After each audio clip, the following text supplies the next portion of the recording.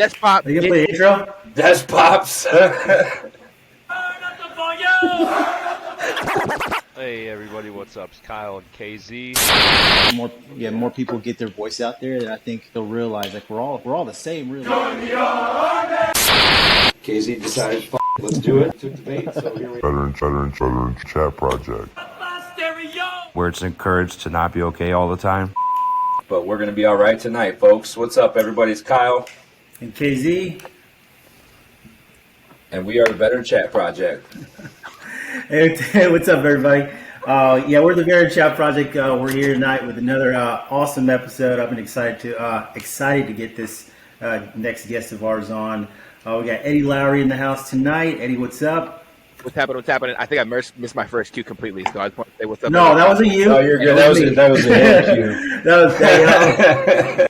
That wasn't you. That was me. I'm part of the Veteran Chat Project here. I'm the third host, and I'm here to be a guest and a host at the same time. So what's up, y'all? What's up, man? We're blessed to have you. I appreciate you coming on. We talked in our recap episode about having Eddie on and how excited we are, and then he even popped in, talked to our Turret Talks a little bit Friday night. He is you're up in Washington, so 3 hours behind me and 4 behind him. So yeah. The sun's still up there. I'm like, my kid's asleep. Everyone's down for the count up here. Oh my goodness! We should have scheduled it earlier, so just to be easier on you. I didn't know you had. I forgot about the time difference, man. No, I do it at 8 o'clock, so it only could have been another hour. I'm up. I got the rest of the night. We just started. Just clocked in. Man. What little background we have on Eddie is we met him through Murdoch. Murdoch reached into the Pacific Northwest Podcasters page. Just said, hey, we kind of got this thing going, and Eddie was quick to jump in and be like, hey, what do you guys need as far as support? Get yourself on a different podcast platform. He's the one that kind of urges us over to Spotify. Stop spending money on other sites. And then that was kind of the first, big bomb that he dropped on us as, you can do this all for free if you want to. And that was great. We did stick with Riverside because I like to click this button right here every once in a while. Powered by Riverside FM. Because I'm paying them for it and they're doing it, baby. So, Eddie, his background, and I lost it. Let's go, Bowden. You got it. Let's go. That's all good. Let's jump right in. Yeah. So the way we usually bring our guests on, we want to give you the floor to tell your story. I think as far as we know, every time you've been on, I've been wanting to poke and ask you questions about your history, but I knew we were going to have you on, so that's why I saved these questions for tonight. But as far as we know, you can correct me if I'm wrong here in a minute. You're Navy veteran. Yes, sir. Navy veteran. First non-Army veteran on the show. Yeah. First non-tanker. First non we didn't serve with. So this is really set the bar high. You really set the bar high here because I love my brothers in the Army. I love them. My brothers and sisters from the Army are my heroes. I grew up idolizing people in the Army. So I know it's pretty normal to have some inter-military branch nonsense and shit talk. Oh, absolutely. But, man, probably not for me because, unless we talk about the Air Force. But other than that, I really do admire every single person. Even those people who deploy when they're anything past 3 feet of water. The Coast Guard, they get deployment pay anything past 3 feet of water, and they're my heroes. I joined the wrong branch. You know what? Oh, hell no. Hell no, definitely not. Never that. I joined the Coast Guard, the North Dakota Coast Guard. Oh, no, I'm just kidding. We don't have one. Eddie, Navy. You're talking about talking about growing up. Real quick, take us back real quick. What made you join the Navy? Oh boy. Oh, this is a story, and I feel like it changes every time because I learned so much more about who I used to be. So taking it back.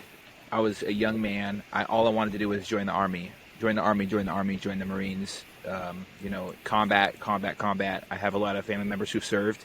I don't think there's anything that's more beautiful than growing up with a mindset kind of towards military service. It's not like you're cleaning up a park. It's not like you're helping somebody carry their groceries to their car. Military service is something that's very unique in that you don't ever know what you're going to be doing. All you know is if you don't show up, that's a one person in a fire team down. That's one person in an unrep team down. That's one person on a ship or a part of an aircraft crew that's not going to be there. And you have to really carry the mantle for your brothers and sisters out there in the field. So I knew from a young age that the military was it for me. Watching Black Hawk Down, A Bridge Too Far, I can just go on for hours about all the movies that my grandpa forced down my throat as a young child, that it really inspired me to look up to heroic individuals. And I say it often, but not often enough. All of my heroes wear medals, and they come home with flags on their caskets. Those are my fucking heroes. So Absolutely. Ever since I was a child, I've idolized and supported the military world because, one, my stepdad was in the Air Force, so that's why I give him a little shit. But he's my first ever real direct link to the military and to wanting to join. Growing up, seeing him, he was the pinnacle of what a father should be.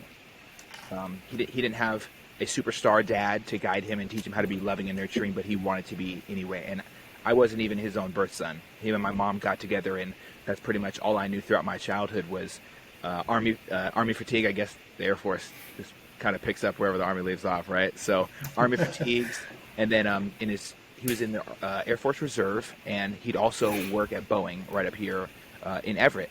So growing up, it was a normalcy for him to fall asleep reading me a book on his knees, leaning over my bed in his fatigues, looking like he has never slept a day in his life. Growing up, it was normal for him to give me the biggest hugs because he spent the most time away from me, because the military families, they really know how to deal with that separation and what separation from the people they love the most is. So Absolutely. Growing up, his example for me, it drove me headfirst into it. But what really drove it home for me, I was in second grade at the time, and our teacher turned on the news and covered his mouth. There were planes crashing into towers in the United States of America. And, there's a lot of different speculation nowadays on what happened. Was the CIA involved? Did F-18 or F-16s shoot down, Right. United States planes and all these things? So many different, So many different We can do a whole different episode on that shit right there. We can go down the rabbit hole. I go down there with you, baby. I don't care. I got all night. My wife said I could play. Okay. We'll stay on track for now. Late night special tonight. We might go shit in. But that was it for me, man. Like seeing that, and then my teacher walked up and they, I was obviously petrified because I knew what this meant. And my teacher gave me a hug and kneeled down to like my size. I was sitting in my chairs, all emotional wreck, and gave me a hug and said, "I know what this is going to do to your family. I really love that your dad's going to go protect us." And I didn't understand the gravity of that until he didn't come home that night. So standing around a flag at my middle school, Maplewood Elementary School at the time, they were rebuilding our school. So I was at the school down the street and seeing the American flag lowered at half mast, and the principal talk about, it was a moment of reverence. The teacher, we took a moment of silence, and the teacher talked about the world's going to change for a lot of people in this school, and if anybody needs somewhere to hug or cry, their door is wide open. And the door was wide open to the principal's office the whole year. So that was it for me. Seeing what my mom went through with the emotions, her being unstable in being able to raise me as her son, because the other piece of our trifecta, the mom, dad, and me, was missing. And I had a little sister at this time, so I had a little sister to look out for. And he told me, "I love you very much. Take care of your sister for me." And he walked away. I think he walked away. The second time he deployed, I think he walked away holding back tears because he knew what it would do to me again, and what he would do to the family. But he deployed twice in support of the efforts in the Middle East. And the night of 9/11, he flew out immediately to Germany. There was no break. There was nothing. I didn't know we responded like that. Well, I mean, I guess I did, but I didn't think, that it was just instant. That's crazy to think about. We had James, who was on the Turret Talks when you were on. He was actually in basic training when that happened. So, like, you know, just crazy to think, like, we had someone last week on here who was, well, what, 21, he said, when he joined the Army. So he was 21 when, you know, 9/11 happened. He could have potentially been over there at the same time. And then, you know, I was personally, I think, a sophomore in high school, I want to say. So, I mean, that was actually going to be one of our next questions. Is I know you were a little younger, so you're still in your 20s, I believe, right? Yeah, right now I'm 29 years old. 29, dude. What's 30 in up? June. You almost made it. I know. When I'm 30, I already have knee pain though, so I guess I don't have much to look forward to. Just wait till the back starts killing you, dude. Oh. Ugh. So that Anyways, was like to wrap up the question. I would say that was definitely the cornerstone moment in my life. I've never been able to really sum up what him serving the military meant to me, man. But like we talk about what a hero is supposed to look like to a child. This guy who wasn't even my dad.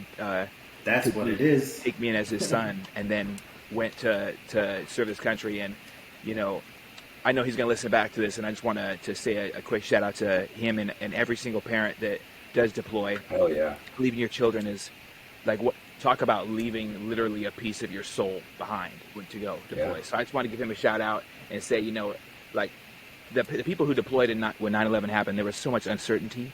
It was a volatile situation. And the people who responded to it, especially from Joint Base Lewis McChord down here in Tacoma, Washington, a lot of them deployed.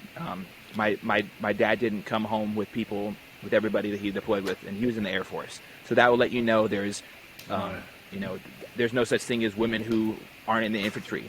I was talking to one just the other night, and I was bawling my eyes out hearing how she had to go through just to prove that she was there. There's no such thing as Air Force who don't deploy to combat zones. It does happen. Even coasties. I've seen some coasties over there and coming back getting a lot of flack with the VA for how to find help. So that's really was it for me, man. He is the reason I joined the military. I can say that with utter confidence. And damn, like how beautiful is it that I have a positive example for what a man should be. He didn't falter away from his word. He didn't say, okay, well maybe I can break my knee or something and not deploy or whatever. No, he went and he missed us every day. And I'm a better man for his sacrifice. So thank you, Dad, for deploying. Hell yeah. That's awesome, dude. That's awesome. That's a good a reason as any to have that path to follow for sure. Absolutely. And real quick on that, and what about that? Your second grade teacher, real quick. That like for her to tell you that in that moment, like that's a hell of a thing for not just an adult, but a teacher, an educator, someone that's going to mold you for the rest of your life. Someone just sit down next to you and tell you the exact words that you probably needed to hear at that moment. It helps me now way more than it did then, but back then, right. It was the world. Yeah. There was a couple kids who were with me, and their dad wasn't, or their family wasn't working at the time. This was a school where you had to put your name on a lottery to get into, and if you got accepted, you were just in the Maplewood family. Because he was in the military, he got 2 tickets, and that's how I got in. So his service helped me be around a parent-teacher co-op. So teachers were coming in. Parents are spending like at least one parent a day was in the class for 8 hours, help teaching art, help teaching math, telling us about their job, reminding us that we should dream big, and to never give up on our dreams. I had an Army helicopter pilot in there that night. Her mom, or one of those days around that week, and I remember it because I felt this weird feeling about the military because I was like, I wonder if he'll ever deploy, and then bam, 9/11 happens. That person's parent didn't come back from that deployment. So talk about being thankful and appreciative of that. That Army pilot, she never came back home. That the whole teachers, the staff, the parent, the community that we've really built there at Maplewood Elementary, we came together. Not personally, but they came together. They raised a bunch of money, and that it helped support that family through that hard time because that was their source of income at the time. The mom wasn't working; she was a stay-at-home mom. Or stay-at-home dad, because he was also in the Army and he was wounded. And so imagine serving in the military, your partner serving in the military, your partner deploys and doesn't come back home, and you're left there with a broken child. The community came together, raised a bunch of money, gave a bunch of food, non-perishable stuff like that. Book supplies were never a worry, and that is what the military community is really good about, because we support each other, the hell out of each other. Oh, sure. And Absolutely. so I definitely needed that, and I'm glad that I had amazing people with huge hearts as teachers at that school, because it's important to set the bar high for who's around our children, and that's one of my biggest concerns going into parenting this next year. I really want to make sure there's teachers like that. Oh yeah, for sure. Dang, dude. So so you're lifetime hero dad in the Air Force. 9/11, struck a positive nerve as far as like motivation. You joined the Navy. When did you join the Navy? I was hoping we'd skip the whole Navy part, but okay, here we are. All right, so We're going to breeze over it. Yeah. And I'm just playing. We're more interested in after, but we do like to get a little, just a little background on what you did while you were in, kind of deal. You don't have to go 100%. off the deep end, as you like to speak. I bet. But, ding, got him. Hey, you can use that in a commercial if you want to. Hey, speaking of desktops, Springfield. We got matching guns, dude. Let me tell you. Sponsor of Springfield. I've had over 15 of my friends buy this gun after I bought this gun. Where's my cut? Where's my cut, Springfield? Piece. I would like to request a longer magazine for the big-handed fellows like myself. You got the Hive Meg extensions, brother. So HYVE Meg extension. Reach out to them. Just get them like $30, and it adds 2 rounds to your firearm and more purchase for your hand, right? So HYVE Meg. As long as you don't live in California or Washington State like I do. I live in North Dakota, and I promise you, they do not care. Oh, awesome! I'm glad. I'm glad 60% of the nation's guns are up here. Good. I'm glad. I had a guy tell me I was driving from the post office up here doing a rural route in my old dusty truck, and this guy followed me to the gas station and made sure that I was the mailman, and he was like, "Just making sure you were the mailman." Had my gun ready, and I'm just like, "Yeah." Like, me too. No, I didn't. Because you're not supposed to. But of course not. Anyways, so you joined the Navy. How old were you? I was 19 years old when I joined the United States Navy, the best fighting force on the water. There's no more dominant United States Navy out there than the United States Navy. So to all those other navies out there with the messed up aircraft carriers, with the fucked up launch plans, they just suck. They're just not it. And I joined the United States Navy in 2012. A lot of stuff happened in my teen years, and we don't have to cover that today. But ultimately, when I left for the Navy, I had a knife, a phone, my girlfriend's address, and I had no home. So it was kind of difficult for me to go through that period and kind of be in the moment. But from what I remember, it was a major transitional period for me. I didn't have a secure place to come back home to. There was no fail. There was no option of failure here. I had to succeed. I had nowhere to go back to. I had a girlfriend who loved me, who's now my wife. Right? Shout out to her. She's pretty awesome. And I had a hope, a dream. Love when that happens. Yeah, man. And that's just a beautiful thing. I'm sorry, I didn't mean to interrupt. It's just beautiful. No, I love that shit. I really. We love up in here. You know what I mean? No, I'm sorry. Yeah. Like I'm thinking about like how thankful was I? What me as a human being? How thankful was I then? And am I more appreciative now? Hell yeah. But I was so thankful for her. We talk about often in this life, trying to find somebody who you can, like, who you dreamed of getting married when you grow up. Man, I tell you what, I really suck at drawing as a child, but whoever I drew, I know it's exactly her. She is exactly the person who I dreamed of being with as a child. I would die a million times over if it would just even put a smile on her face. She's my hero. She's my everything. She's the only hero that I really have who doesn't wear medals and come home on a casket covered in a flag. She's my absolute everything. So I left for the Navy, man, and household 6. Boot camp. It was just overwhelming. They need to have medals for that. Yeah, 100%. Like when are they gonna do that? When are they gonna for those really awesome ladies out there, or the really awesome husbands for the Like the same? ones that truly hold it down, though. You know what I mean? Like Yeah. there's the different ones. They're not all built the same. And I mean, we're blessed to know that like two people on this show right now are blessed with I'm not saying my wife isn't at that, but she wasn't with me when we deployed, and so we met later on. We've only been together for like 5 years. Yeah, and that's okay. But she's the greatest thing that's ever happened to me. Everything, like I even had a dream about her before we actually met, because I met on Bumble, and it was weird. Like I had this dream that and it's weird to even say it because I've only really even said it to her, but like the dream was just like us like laying and like her telling me she loved me, right? So I'm like, oh, it's like I really like this girl. I'm going to meet her in like a couple days. Like it's gonna be fun. I think it was like 2 weeks after we started dating, because we started dating instantly, and then she dropped me off lunch one day I was getting my tires changed. She was like, all right, bye, I love you. And I'm like, she was like, oh my God, I scared him away. And I'm like, nah, it's all good. I knew it. Wow. I knew it before you met me.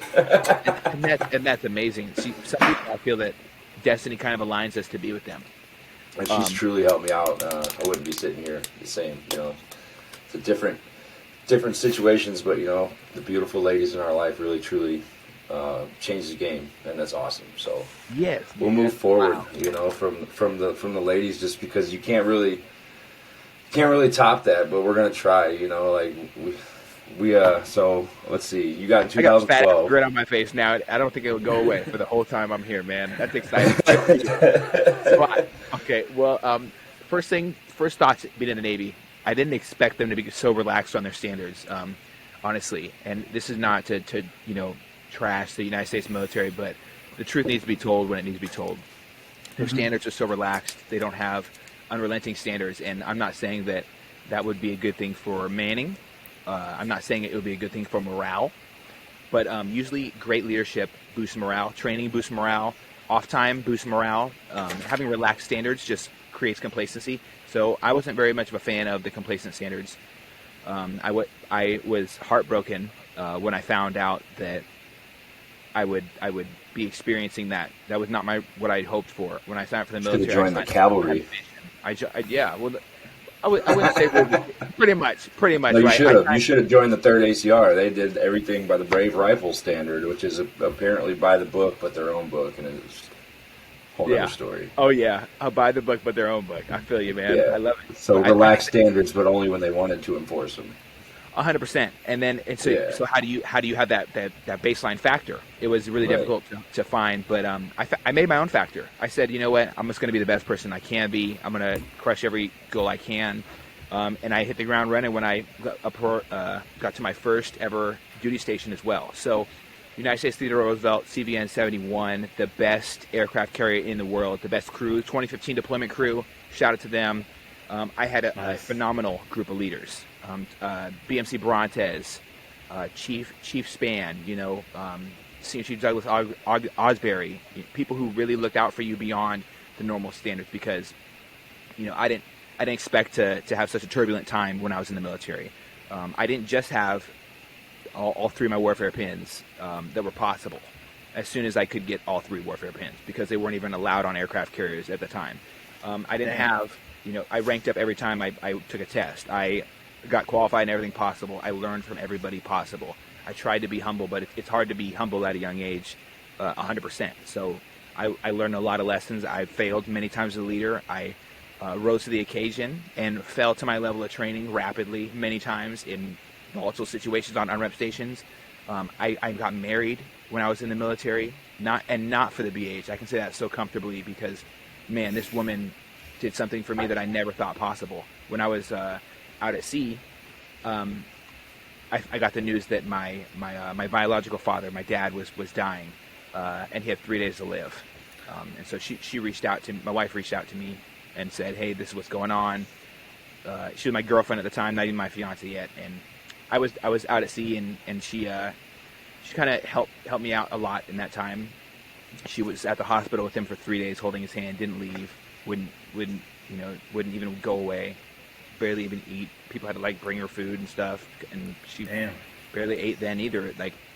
What type of human being really has the emotional capability to go into a place and hold the hand of the father that one caused so much turmoil in their son's life, but still had love for him, and his son still loved that individual as well. Like, it takes an extraordinary human being to kind of shoulder that rifle and say, you know what, this I got to watch. You know, I'll set security over here.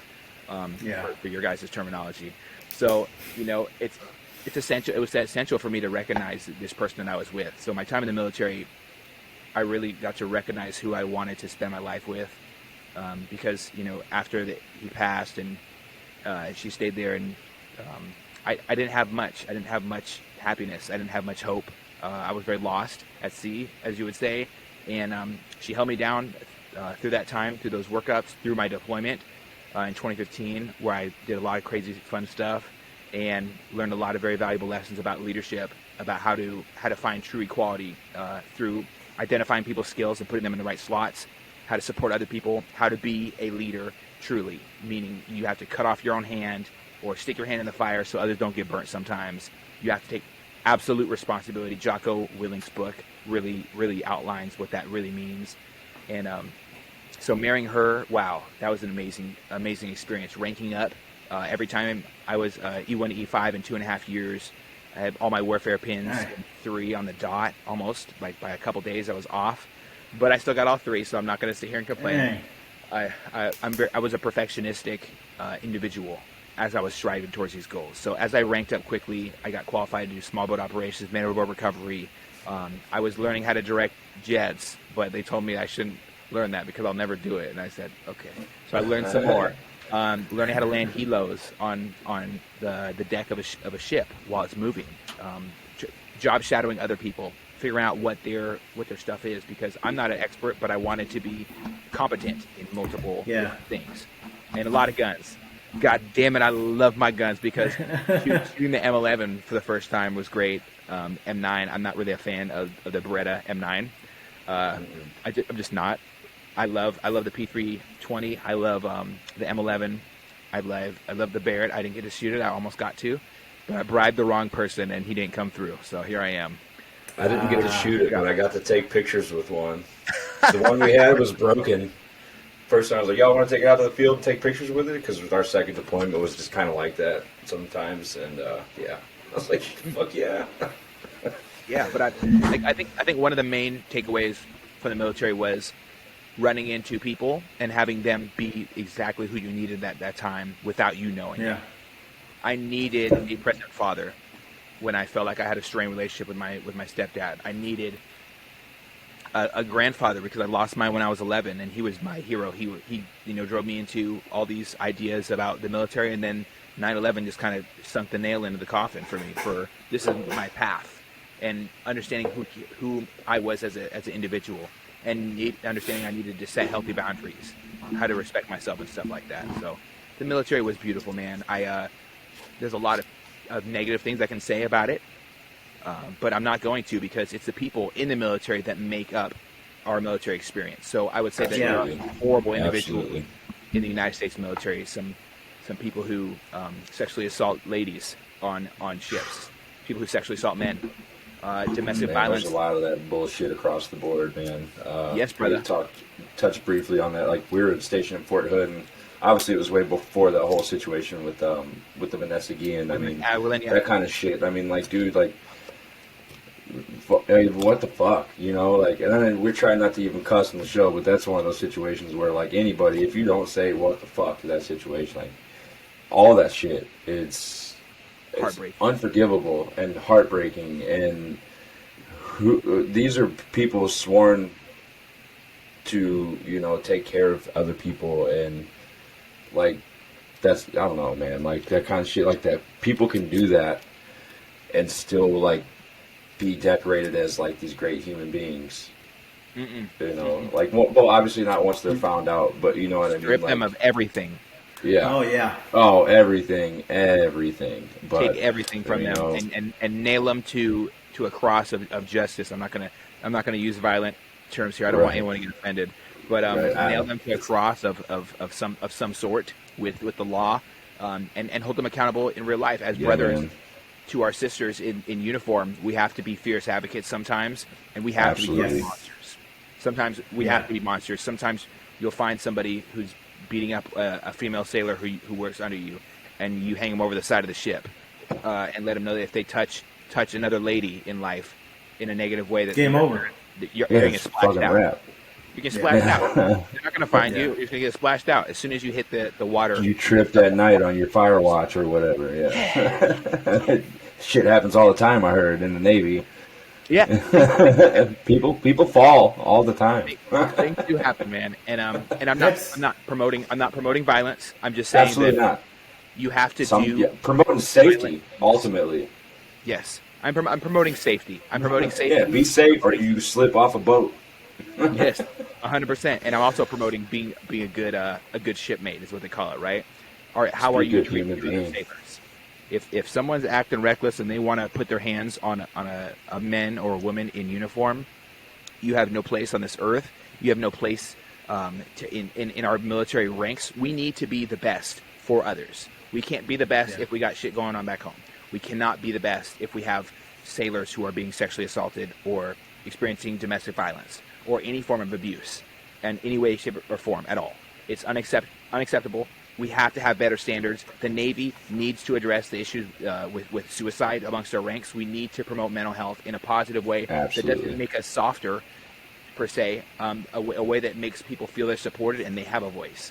Not that they need to keep it all together, because that is what makes us weaker. So I think there's so many things I can say about the Navy, but it's the people in it that make it positive. So a couple bad leaders or a couple bad sailors doesn't break a ship.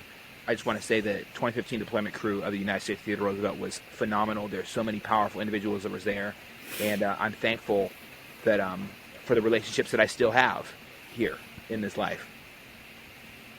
That's awesome, Yeah, man. man.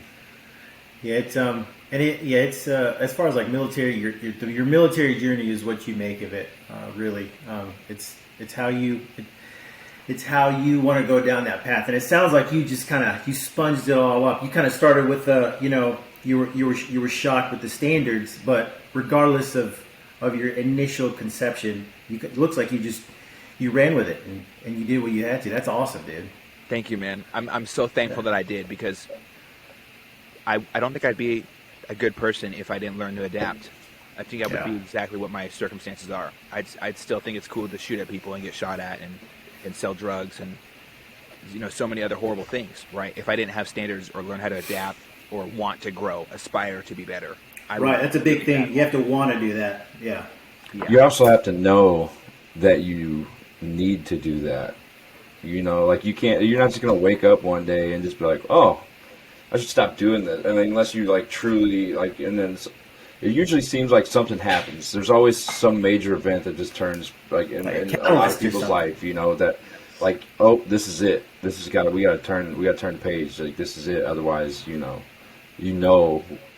ultimately it's a drug overdose. It's like you said, gun violence. It's, all these different situations that could take us out after the Army, after the Navy, after the military that are really kind of why we're here and why we're talking. And I think that's why you kind of started your podcast as well. I know you guys cover a lot. I mean, I got you pulled up here. I mean, we talk about a lot of the same stuff, and then you go on. No, it ain't going to be like that. I'm just talking about domestic violence, suicide prevention, military stories. I mean, that's kind of where we're here too. And then, I mean, you go into, the substance abuse. I mean, that's huge. A lot of our brothers and sisters afterwards kind of cope to that. Because you're alone, and you weren't. So you can go from very much in a group, a tight knit community, and the next week be completely forgotten. And me personally, I smoked after our second deployment, and I had 2 nanograms of THC in my system, and they chaptered me out. And it was my first major anything. And I got divorced in the same month. And so here I was back in home. And I mean, that very easily could have gone down that road. And I mean, I'm not going to say I didn't, play with some drugs and could have easily gone down that road. But ultimately, it was a friend of mine who passed away, who really kind of, put the like, it's time to get your shit together. And it was actually, I think, within the last 4 years, if I remember the year correctly. But I mean, I wasn't even living there when it happened. But just something that really got the whole family mentality drilled into me after that was just like, life really is short, even out here. And there's ways you can make it longer. There's ways you can help yourself.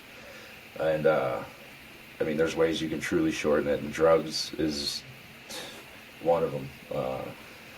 I know a lot of people that kind of went down that path afterwards. It's tough to see, and I wish the best on everybody. But yeah, the drugs get a hold of people, 100%. And it's bad. It's bad news. You're not dealing with that person anymore. You're dealing with that drug until they make that choice to ultimately be better, and that brings us back around. I didn't forget. Sorry. I just want to say that if there's anybody who is going through that feeling of military withdrawals, as I call them, or separation anxiety, which is what it probably should be called, you're only feeling this emptiness because you are separated from people who became your family. You spent more time with them than your family. When your family in a household, maybe like 1 or 2 hours a day with somebody that's in your family, that's your brother or your sister. Everybody likes to deal in isolation often. I think it's essential to understand that, yeah, you're not with those brothers or sisters anymore, but that doesn't mean that they're not with you still. You still have a team. You still have a support system. Your relationships don't have to end just because you take the uniform off. I still reach out to my buddy Tyler Aids, Thomas Labarge. Every time I go to Vegas, I guess who's eating steak with me, on me, my boy Thomas Labarge, because wow, like he's just a great human being. Don't forsake yourself is what I would say to those who are feeling loneliness. And don't turn to drugs. It just ain't it. It's not it. Yeah. Put down the bottle too, man. That shit's fucking nightmare fuel, baby. I mean, if you absolutely have to do something, I'm an advocate, man. Smoke some weed, dude. Chill the fuck out. A comedian said it one time. He said it best: is you could be drinking and you want to, I'm gonna drive and I'm gonna do a bunch of dumb shit, and you smoke that joint. You're like, you know what? That sounds like a really bad idea. I'm just gonna chill here and maybe turn on some cartoons, fire up a pizza, and fall asleep, get a little fat. Then eventually you'll look at yourself and you'll be like, it's time to fucking work out again. And the cycle continues. To where eventually you look like you kind of work out, but you also kind of like cookies and weed.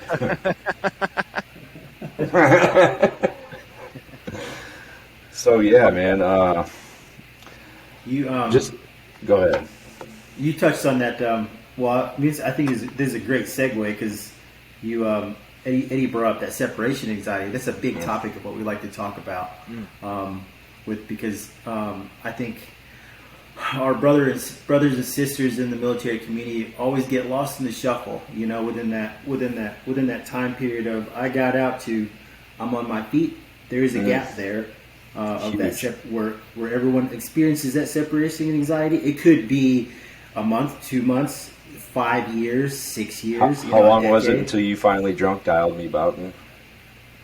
2012 to 2023. 11 years it took Boughton to be like, I fucking miss you, man. We should talk more. And then 6 months later, we're a podcast, and we talk every night, and our goal is to just either connect as many people in the way that we're connected, or, let them be part of what we got. I think that's the ultimate.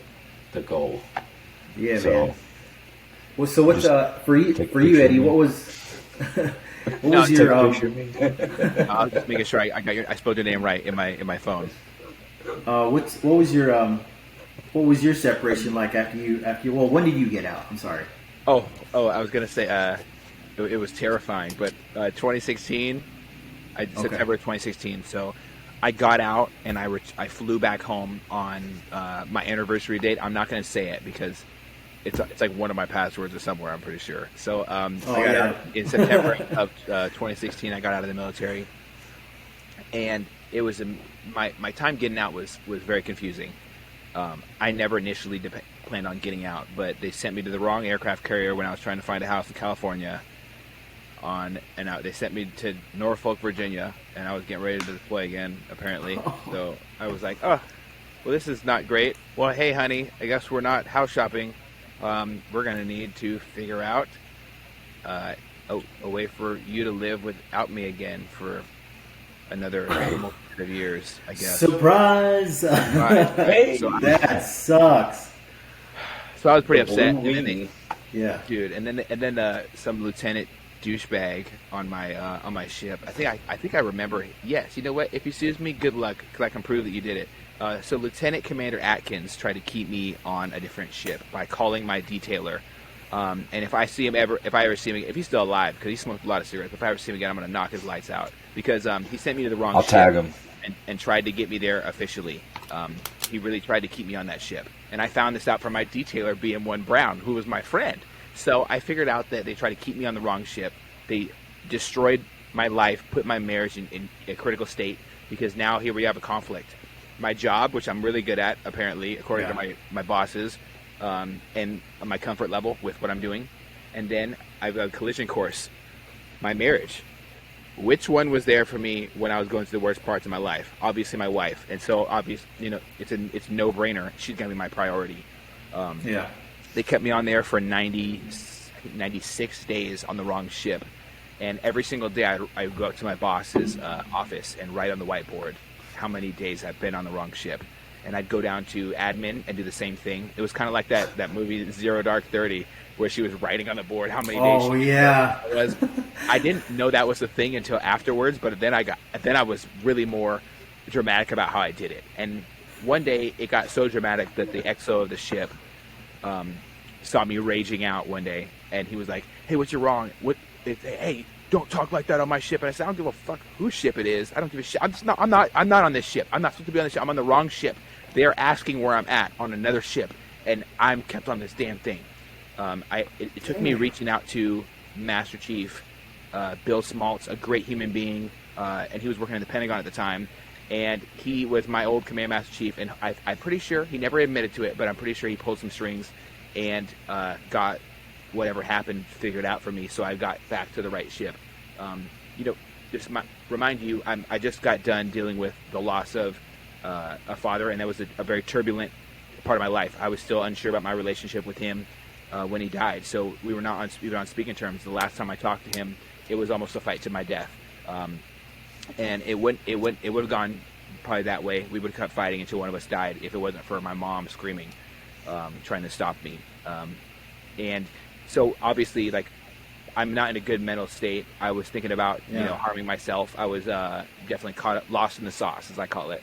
I just felt like I didn't have a pathway, so ended up saying FTN, and I don't want to be on recording saying this, but I said fuck the Navy, and I decided with my wife that we were going to move on with our life because this was not for us. If this the type of people, and I think that happens to a lot of individuals. It ruins. Because there's not as many of those good leaders out there as there are the bad ones. Yeah. Unfortunately. Yeah, and it's kind of like a corporate world when you're not at war on a ship. So it's so bad. Same it's okay in to garrison step on necks is what to they get call higher. it. Yeah. That's exactly how you do it. And it really irks me to this day that happens, because I just had a recent episode talking about one of the sailors who served under me, and one person that I found out one of the persons who I served with step on another sailor's neck, and that sailor was driven to suicide within that week. Holy cow. Like recycling leave chicks to go to a family when their grandpa died type thing, who raised them. And so I often think about, like, what impact can I have? What impact can we as leaders have in the military? And if there's anybody who's listening who's active duty right now, please be a great person for others. They need it. You never know what someone's going through. They have a life outside of their job. But I left the Navy, man. I was done with it. I spent the last time on the right ship, just completely pissed off at the world. I was angry. I had taken a bomb to the inside of my knee when we were doing unrep one day when I was deployed, and I was walking on extreme amount of pain in my knees. And then I compensated with the other one, so I got knee pain.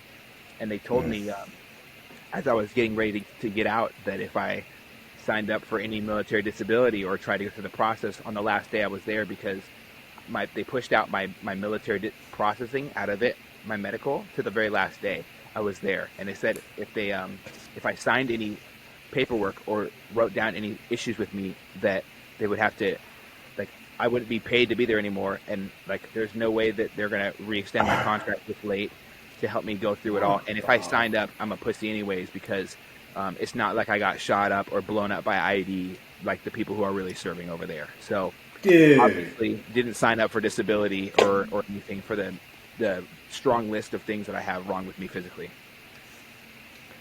And that The started. good news is you can do it now. You can do it afterwards. You don't have to do it there. So if you're listening to this and you catch yourself in a similar situation, just know, fuck them.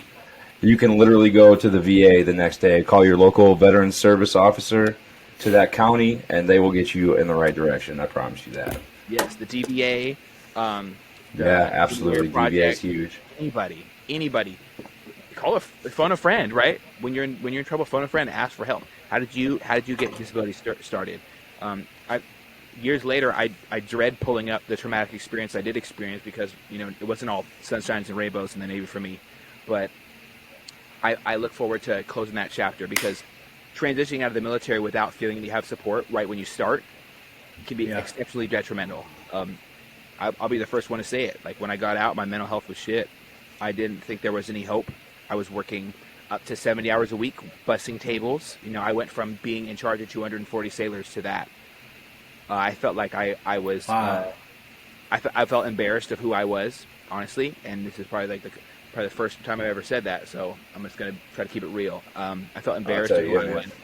I can agree with that. When that same how I told you being out, like, bro, it was embarrassing. It's a shameful feeling, just like everyone. People that don't know, they don't understand.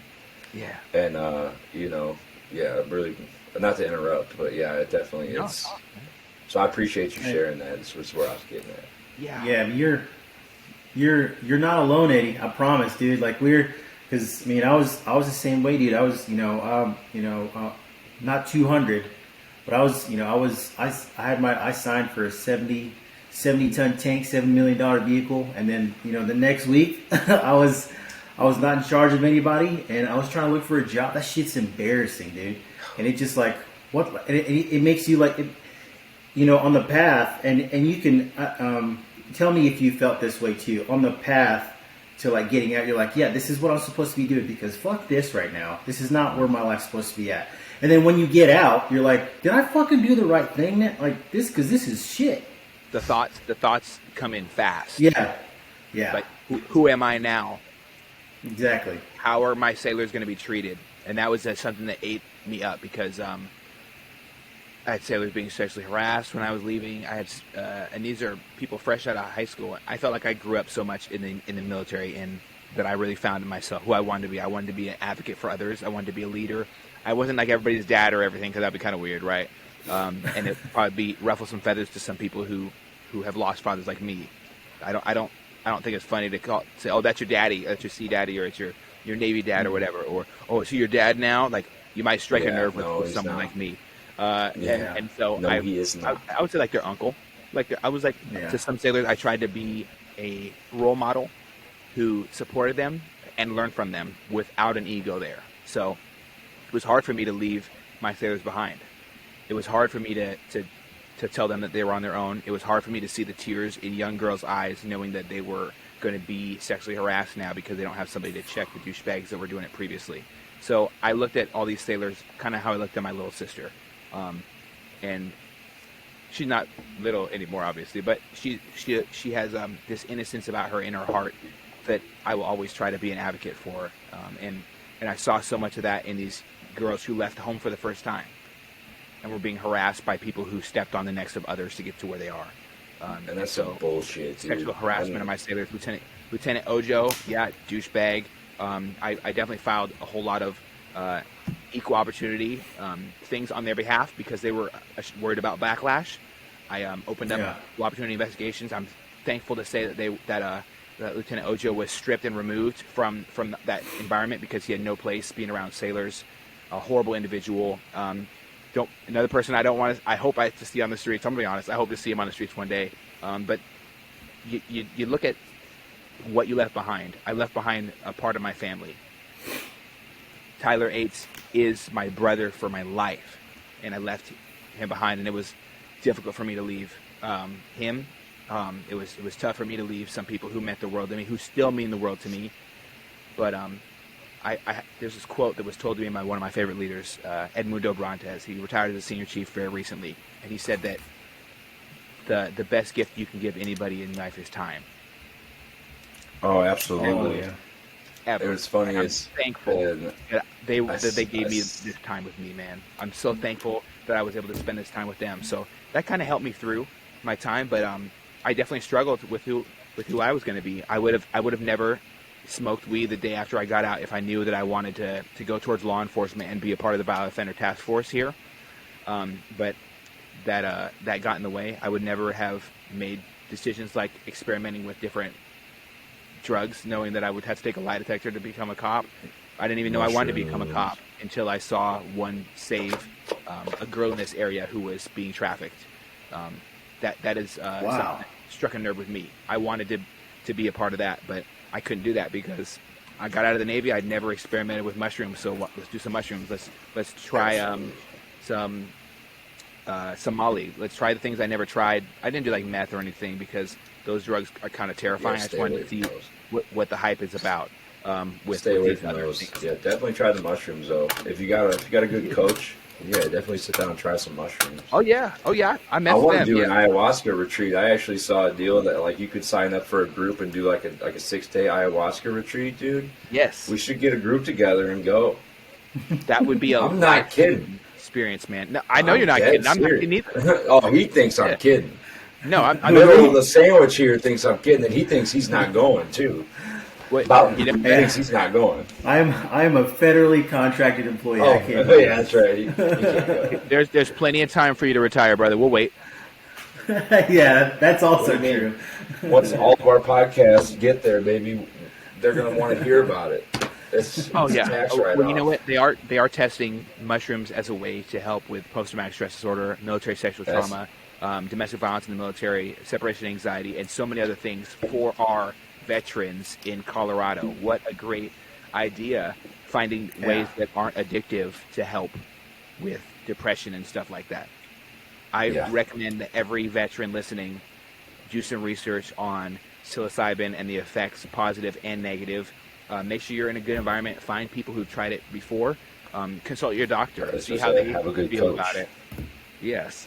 Definitely have a good coach, man. The wrong coach will really turn you down the wrong path. I mean, not that like mushrooms really make you see a bunch, but like it's more of a thought thing. You know, you could really see who you are because you're actually what you don't realize is that you're actually, you know, when you're locked in a room and you're like looking at the ceiling and you're like, this ceiling, man, all it does is it just sits there, but like it holds up the roof. But without it, we'd be soaking wet. So the ceiling is just doing this thankless fucking job, but everyone's just like, oh, it's just a ceiling. But how does the ceiling feel? You know, but then you're like, well, fuck, dude. Am I the ceiling? You know? Oh, Mushrooms, bro. four-dimensional thought processes.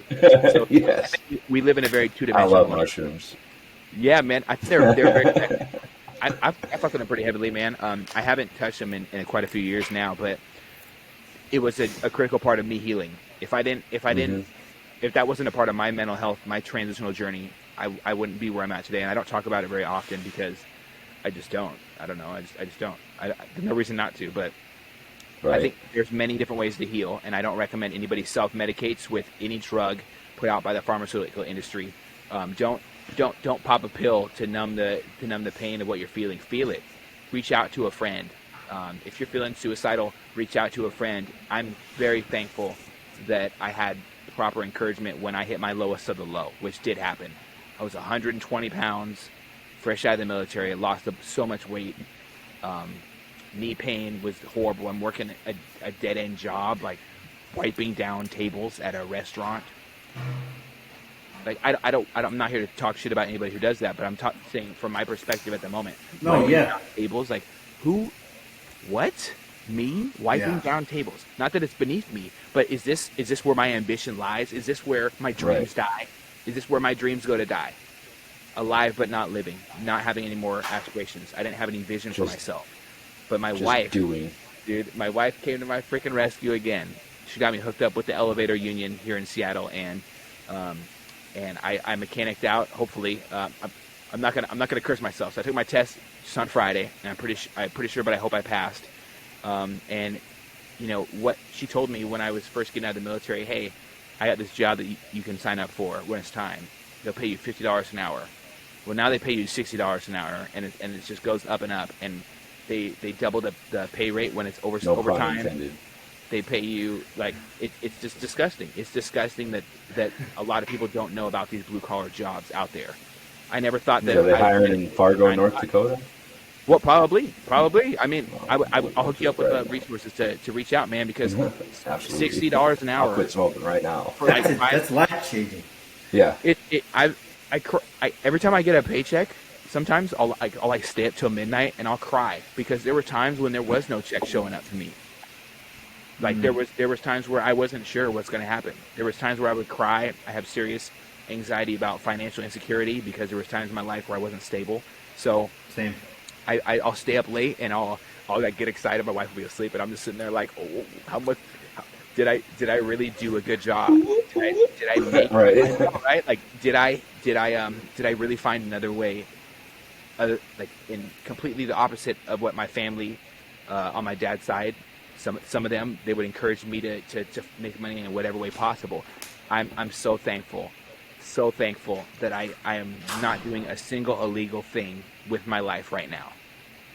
That's good for you, dude. Box, man. That's like a check in the box for me, dude. Like just to be to be a future dad and to work a job, not a 9 to 5 because I don't do no offices. Get them out of here. But a 6 to 2. I can get down with that. let me get some of that 6 to 2 action. Well, right now I'm a 24/7 kind of job right now. My boss is 2 years old. Well, he'll be 2 in May. That's the best. I'm a stay-at-home dad. I was gonna ask, are you a dad? And like, oh, Yeah. I love that. Good for you, man. Wow. Yeah, man. My wife. We live in a town of 800 people up here in Kindred, North Dakota. The daycare in town had most of the girls quit, so it was my second tour. It's my second tour stay-at-home dad with this one. I had him for the first year because when we moved here from Colorado, actually less than 2 years ago, and we didn't have anybody. We have her sisters here, but like she works too, so went straight to watching when he was a baby. But now he's a toddler, so he's a little more fun to play with. You know, I can throw a ball and he just goes nuts for it. You know, take him. He just wants to go outside, go for a walk. I mean, he just wants to be playing. And oh my goodness! Pretty soon it's jujitsu it's a blessing, time. but at the same time, absolutely. Oh, yeah. I'll probably start going with him. There's nowhere in town here, so we'd have to go to Fargo, and I mean, we're going there. I'm 30 minutes away from Fargo, so like anything in town is 30 minutes away. So you kind of got a plan to go to town. Yeah. I wish there was one here in Kindred, but there's Yeah. nobody. I don't think there's Oh, where anybody you're living, it's called certified to do it. You're out there living in Africa with the hyenas and shit. I am literally, dude. I still have I had an 8-foot snowdrift in my backyard until now it's melted down to like 4 or 5 feet. I have a 7-foot privacy fence, dude, and my dogs were walking over it until last week. I'm trying to come see what that'd be like. I'm gonna come hang out. Bro, we can go ice fishing next year. I'm gonna set up an ice fishing tournament through Veteran Chat Project or something, even just a small trip. Where we can come out. I got an ice house, man. We can do an episode right there in the ice house while we're catching pike. Yeah, watching I'll TV bring my shit. mobile setup and we can just record right there. Hell yeah, There we I'll go. have one too by then. Oh yeah. I'm gonna have. So I'll have my laptop as soon as I can find the motherfucker. I can't find it. Oh, Is it in the snow? it's somewhere. Probably. Dude. It got lost in the 2 moves. Oh, But yeah, man. Dude. Yeah. So like, Um. sorry, I was so off track. My bad, man. But no, like, it happens. so transitioning out was very, very tough. Not knowing who I was, I had identity crisis, like many other veterans have, and they don't call it what it is because they don't want to be perceived as weak. But there's strength in the honest and truth. There's strength in truth. It's true. Veterans experience loneliness. Veterans experience a loss of family. It's like you're grieving a part of who you were, and everybody who you were just around, all at the same time. I felt like I lost 5,000 people who were there for me when my dad died. You know, it's kind of hard to put into words who is there for you when you need them, when you don't know you do. I'm thankful for all of my veteran brothers and sisters, especially, who go out of their way to make their presence known in each other's lives. That is essential. Camaraderie, a sense of family. We're a pretty messed up family. A lot of us are bent but not broken. A lot of us have times where we quarrel with each other, we get frustrated, we argue. A lot of us throw hands with each other, and that's pretty normal, but it's normal. It's because we're in a warrior parts, right? We got high intensity, high stakes things that we're doing in life. We're living the most life ever to be lived in the short amount of time, because every second you can die. Every port call, every port visit, you're going to find sailors drunk as hell, being reckless. Just most of the time, they're just sitting there smiling with way too many drinks in their body, because they just want to live for a little bit longer. Where was I? I was seeing sights. I was video chatting with my superstar wife, who I owe everything in my life to. You know, like, if I could start a new religion, it would just be my wife, man. Just worshiping the things that she does for other human beings, because she's saved. It's not just me that she's an advocate for; it's for so many others. And a lot of veterans in my life benefit from the care and support that my wife shows to their people in their life who are having to deal and pick up the pieces with transitioning out of the military. Starting to, like, think about the people that get out of the military, start a relationship, and maybe that person who's a veteran is a little bit bent. They're going through the ups and downs. It's a buddy's anniversary of getting blown up. That's a reality for a veteran. Today I feel sad because I missed this person and they shot themselves last week. That's an experience that a veteran has. I wish that every single person from my life didn't commit suicide, but that was a huge issue over these past years for me. Last year I had a total of 24 people that I knew in their lives, and I just want to say that for everybody listening, if you're having any type of suicidal ideation, if you're thinking about, oh God, life would be better if I just remove myself, or maybe maybe this is how I'll do it. Stop what you're doing immediately. First off, you are a part of the most important part of America, our fighting force. You still have value. You still have skills and assets, and you went to the best university in the world. There's no Harvard that can teach you how to deal with extreme amounts of adversity. There's no Yale that can teach you how to react to gunfire. There's no, I don't even know any more colleges. LSU, there we go, LSU. There's no LSU that will tell you how to run fast enough to not get hit by a bullet. It's not a thing. Yeah. And I think that life outside of the military world is great. There's so many things we can benefit from here. But you have to make the decision to start living. And decision is one of my favorite words. It's Latin. It comes from the word scission, which means to cut. So cut off every single other thing other than what makes you happy. If you feel like you're not happy, cut it all off. Find what your definition of happiness is. Identify the problem. For me, I wasn't happy. The first thing I thought I can control is working out. Working out forces me to think positively. It forces dopamine in my mind. It makes me feel strong. It lets me let out frustration. You know what? Some of the thoughts that were going through my head transitioning out, I'm mad as hell that my dad had so many issues with me, and we got in a fist fight, and it almost escalated to one of our deaths 7 days before I left for the Navy, and I was homeless then. I had no home. I'm mad as hell. Let me put it into some weights. And as I put on muscle, I realized I was healing myself. So bodybuilding was a great outlet for me for 4 years. Not just the competing part, but just the healing, just growing, and the religious. Every single day I did something better to make my life hard so the rest of it seemed easy. You have to have perspective, and I think that's something that veterans really struggle with when they get out, because they're living in a one-dimensional mindset at that time. When you step into a three-dimensional mindset, like, okay, I have what's going on with others and what's going on with myself. Those are the two dimensions. And then the third dimension is, how do I treat myself? Because you don't live in the moment. How am I treating myself in this moment? Am I showing myself self-discipline, which is self-love? You know, I could sit here and eat the pizza. Is that going to make me feel better about my image if I'm struggling with that? If. Not you should struggle, if. Am I around guns when I think about suicide? Okay, maybe I just won't be around guns. Or I got a great one. Maybe I won't drink when I'm upset. I wish somebody told me that when I first got out, because I was down in a bottle of Jack a night. after work and showing up the next day, I know I was actively You can't killing do myself. that in the civilian world anymore. No. Not anymore. But I'm saying like Oh, in yeah, this economy, you go hell from no, it's expensive. yeah, not anymore. Damn it! No, I'm just saying like you can't do that shit, Yeah, man. Like you $2 a gallon. it's not like PT test. Like you show up and your staff sergeant instead of counting your fucking push-ups. Like Turner, you smell like a brewery right now. Like yeah, Roger Sergeant. That's 1, 2, 3. Like yeah, and I didn't. and I never still pass my shit and do it. But yeah, you. Oh, I wouldn't drink unless I was deployed, which is kind of like a bad idea when I really think about it. Right? I should have drank when I was at home, but in all my downtime, separated from my spouse, I was very, very depressed for a lot of my time in the military. So I focused on my career, and I became one of those career guys. I was probably a square. People call me Joe Navy. They said I was a little bit too extra with my applications of how I approach my goals, and that's okay.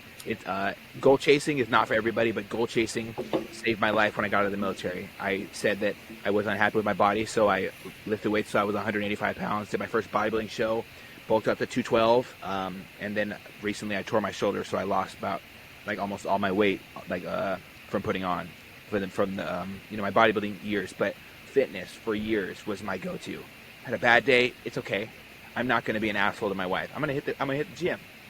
And I noticed that she would say, "Have you hit the gym yet today?" And that was my cue of I'm being asshole-ish, right? So let me not be horrible to her and go. I'm so thankful. My wife did the same thing. Yeah. You haven't been going to the gym lately, have you?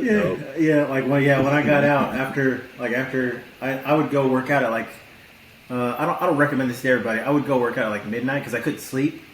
So I can't sleep. I'm just gonna go lift. Yeah. And the next day, if I was having a shitty day the next day, within at least first 3-4 years after the military, my wife was like, "Did you work out last night?"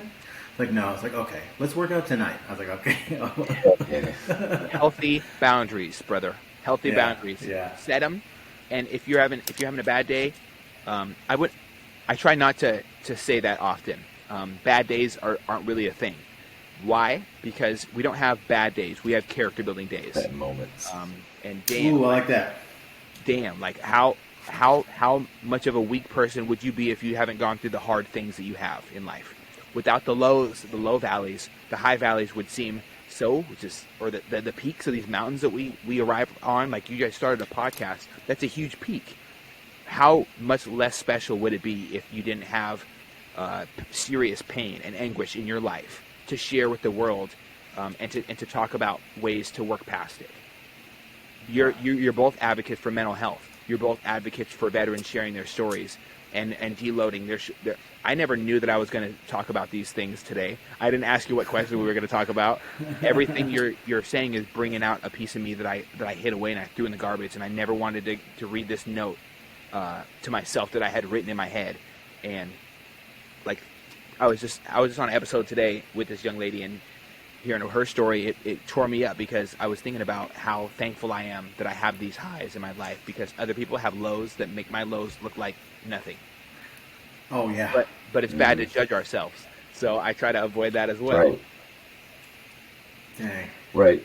It's also good to have empathy, especially in a situation like that. You can understand that, you can feel it. You know that just because you haven't gone through as low as they have, you can understand the lows. You might know a little bit about it, so you can understand that maybe they don't need to be fucked with, or that that they need help, because if you did at your lowest and you think that their lowest is lower, then obviously they need help, right? They need someone to understand. They need someone to care, and ultimately that's what we want to do.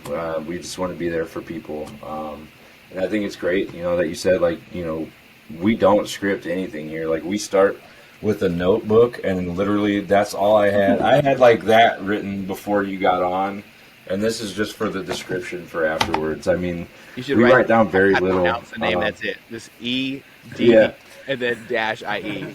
Eddie. I had Navy, younger than us, and we'll talk about the rest later.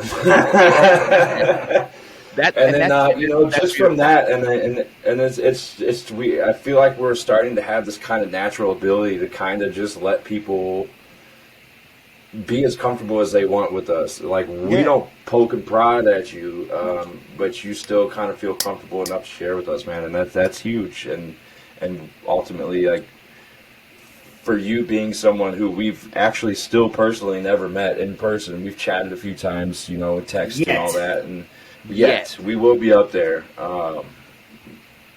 Yeah, my wife loves seafood, so we're gonna come up to get some. Oh my goodness, I'm gonna freak out when you guys are here. I'm gonna probably take the day off of work. We're gonna make it a thing. But yeah, man. So I mean, just to have someone even that we don't know come on, and even someone who does podcasts, you know, for a living right now, not for a living, but you know, definitely doing it big. To say like, you know, they've never even said stuff like that. I mean, it's huge for us, man. So I appreciate that. Yeah, I never just bring like up that something until I bring it brand up. authenticity, like you can just go ahead and stamp it on our shit. Like, we don't fuck around here. I'm not gonna edit anything except for to add my logo right there. Good. Air it out, dude. Yeah, that's the best. So yeah, Never edit. Yeah, I don't like. We started out doing it and it turned into just a snafu. So I'm like, you know what? Let's just roll with it. It's easier to publish. You just go straight into it. Yeah. I mean, why? Why edit it? If we look at every TV show out there, we look at every news article, all these things are watered down. And Joe Rogan said it best, if I drink whiskey, I want it to get me drunk. If I smoke a joint, I want to get high. If I want to have sex, I want it to be great sex. Not good sex, great sex. If I want to be in a fight, I don't want to get punched in the face, but I want to land some punches. You know, people know what they want. People know what they want. They don't want watered down. Well, yes, I enjoyed my military time and everything was great. I never feel bad about what I've done. They don't want that. Nobody wants that. No. We want raw. We don't want you. Yeah. Raw. Like, yeah, if it wasn't authentic, we would have cut you off at like 34, 37 minutes, you know? Good. No, I'm just kidding. Like, all right, well, that was Eddie, and see you later. No, I'm just kidding. Bye. Bye. Get out of here. Man. But no, I mean, like, yeah, man, it's great. I know he had something he wanted to. Yeah. I got all night. I got at least 4 hours. So what's up? Eventually. Before we venture off too far, because you were talking about the whole, you gave great tips on what's the word after the military? Transition. Yeah, you get great, awesome tips about transitioning, that identity crisis, all that stuff. It sounds like your wife was like a guiding light through that process. Or other than your wife, was there any other person, or like was like during that low of lows of your mental health journey after the military? Was there something other than your wife that just told you, like, I got to keep, like, I'm not taking this path, like, because this path leads to, death. I'm not doing that. Yeah. Was there anything else on your mind? Oh, a bunch of things, man. I tried to fill up my brain with things that are going to help me. So to go down the list, there's so many, but to name one of the most impactful things, I started like, where does most trauma come from? I listened to a couple of people talking about their military journeys, and they brought it up. A lot of trauma comes from your childhood. So that's where I started, with healing my inner child. And I wanted to limit it because I didn't want to re-feel all the feelings of, is this real, or is this a lie, or is this a story that was made up to protect me, quote unquote, when it's really going to hurt me later, which is what I don't recommend any parent does. I leaned on Avatar: The Last Airbender, the TV show on Nickelodeon. It's on freaking Netflix right now. I recommend everybody watches it. Why? Great show. So many adult lessons in there that can be taught at a child level, because it's written for children into adulthood. And one episode that really chokes me up, I can't even watch it anymore. I'm probably going to watch it after this just so I can feel more alive, is Iroh's, one where they cover Uncle Iroh's son dying in war. Because there's so many people who mean the world to me who lost children in the military. And I often think about people who mean the world to me. One woman was extraordinary. She took me in when I didn't have a place to live, Miss Tina Wolf, and unfortunately, she was shortly after I returned home. She had her she was murdered, and it was ruled by her husband at the time, and it was ruled a suicide. And she was like a mother to me when I didn't have one, and when she deployed, I was living with her son, and it like that was she is what a driving factor of why I'm still here today. They ruled it the Army ruled it a suicide because it happened on a military base, and it wasn't, and I know that because her husband married as soon as this was like he got married to his ex-wife very shortly after. So that really tells me exactly what I need to know. And there's a bunch of other. I don't want to go down the rabbit hole because I'm just going to get more mad. But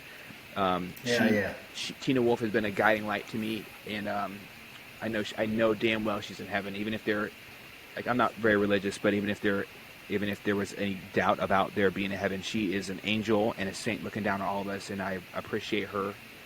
So she was a guiding factor for me. What pain would I feel? What pain would those around me feel if there was a funeral where everybody thought I removed myself from this world, and my son was hurting and trying to speak about the things that I'm not going to be a part of? That was groundbreaking for me.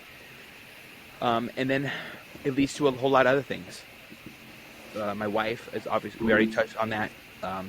Getting involved in the guns has been very therapeutic for me. Doing singular activities where I can just focus on one thing. There's so much that goes on in our life, and it can be really messy sometimes, man. Really fucking messy. What better thing to do than to slow everything down? And I'm really bad at slowing things down. I tell myself all the time I need to be better at it. Guns, very, very therapeutic for me. Just shooting one target. It's just one goal. Just don't miss. Okay? You might not hit the very center. Just shoot and don't miss. And just keep hitting the target and breathe and relax. Focus on things you are in that moment. Focus on nature, because I don't shoot at shooting ranges because it's too discombobulated for me. I just really love nature. So I'm getting out in nature. Being around fitness has been huge for me. Not playing too much video games. If I'm upset, I will absolutely not touch alcohol. That is a healthy boundary.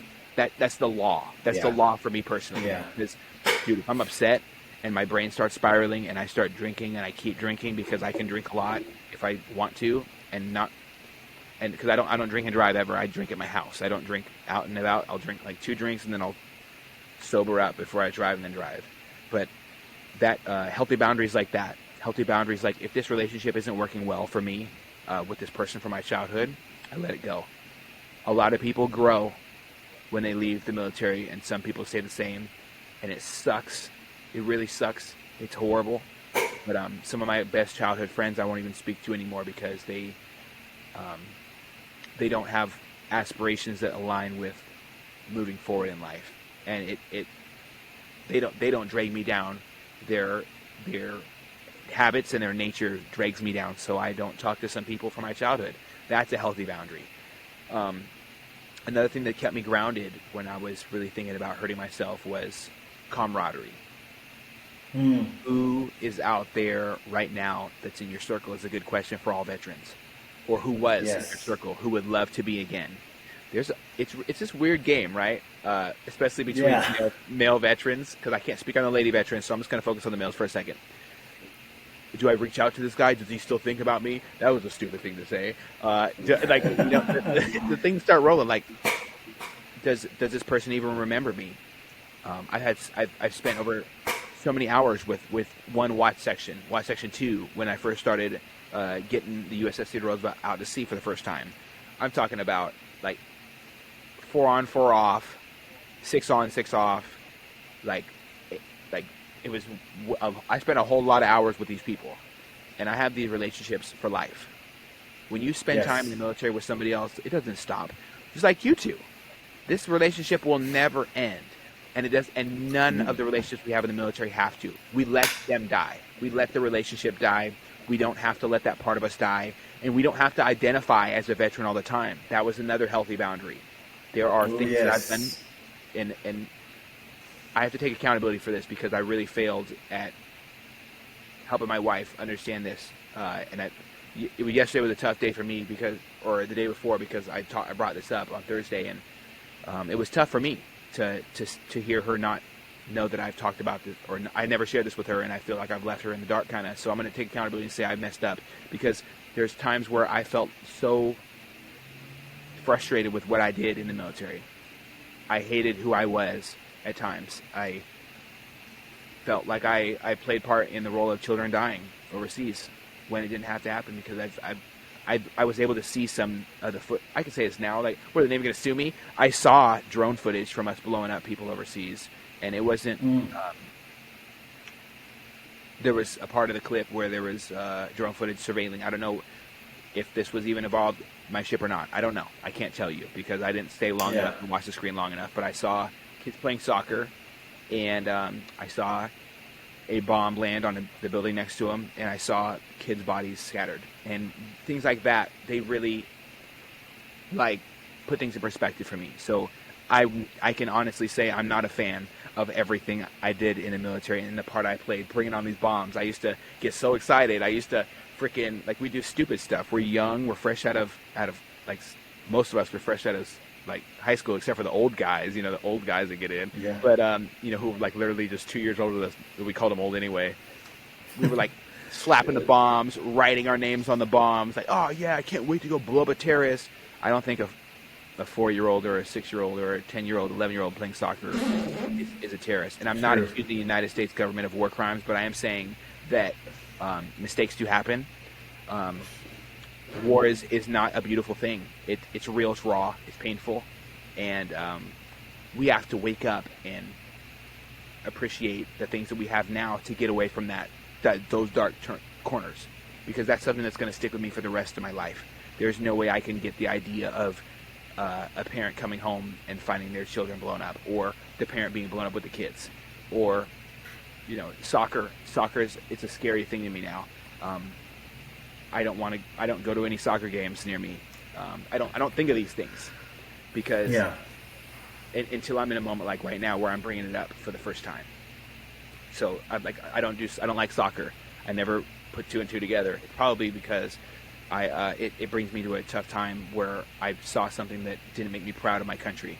And I shouldn't say that, because it's not my country's fault. It's one person's fault. Someone messed up intel, someone did something wrong, or the HVT, the high value target, was worth it that much.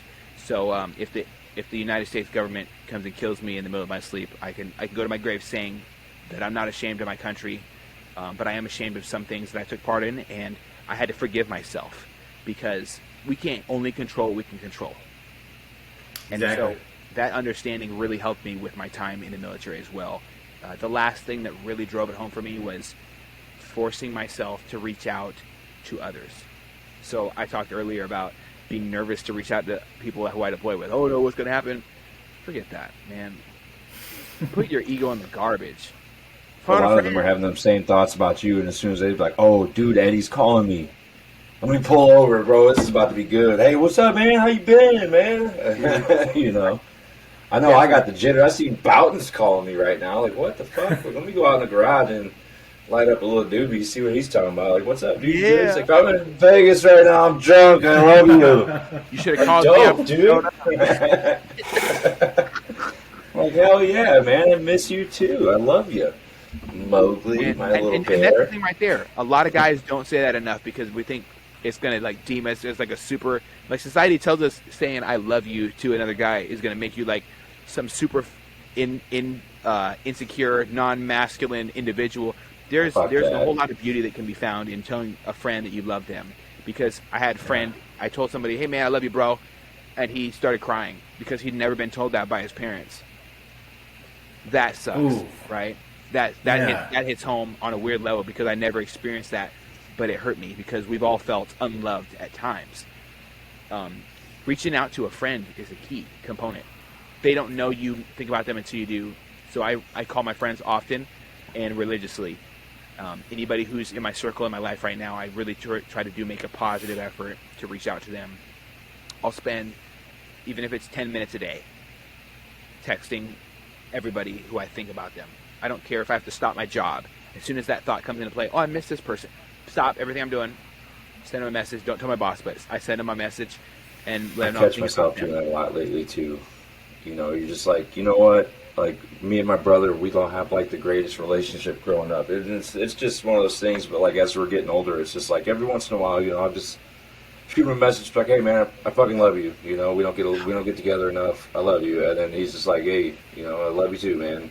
You know, he's over in he's only about 4.5 hours from me, but he's actually a emergency dispatcher. So he works for City of Eau Claire in Wisconsin. So we're hoping to get him on one of these days too. Talk about heroes, man. Brain. But yeah, so I guess, you know, the Turner boys are, you know, born to be heroes, I guess. But I know he always wanted to be a cop. I know he had some surgery when he was younger. He had like some, if I remember correctly, he had like some scar tissue removed from his hip or something like that. So it kind of left his right leg not as useful.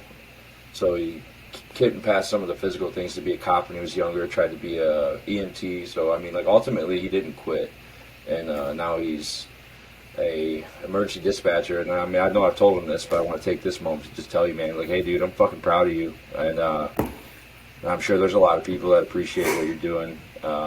So keep doing that, and we hope to have you on soon.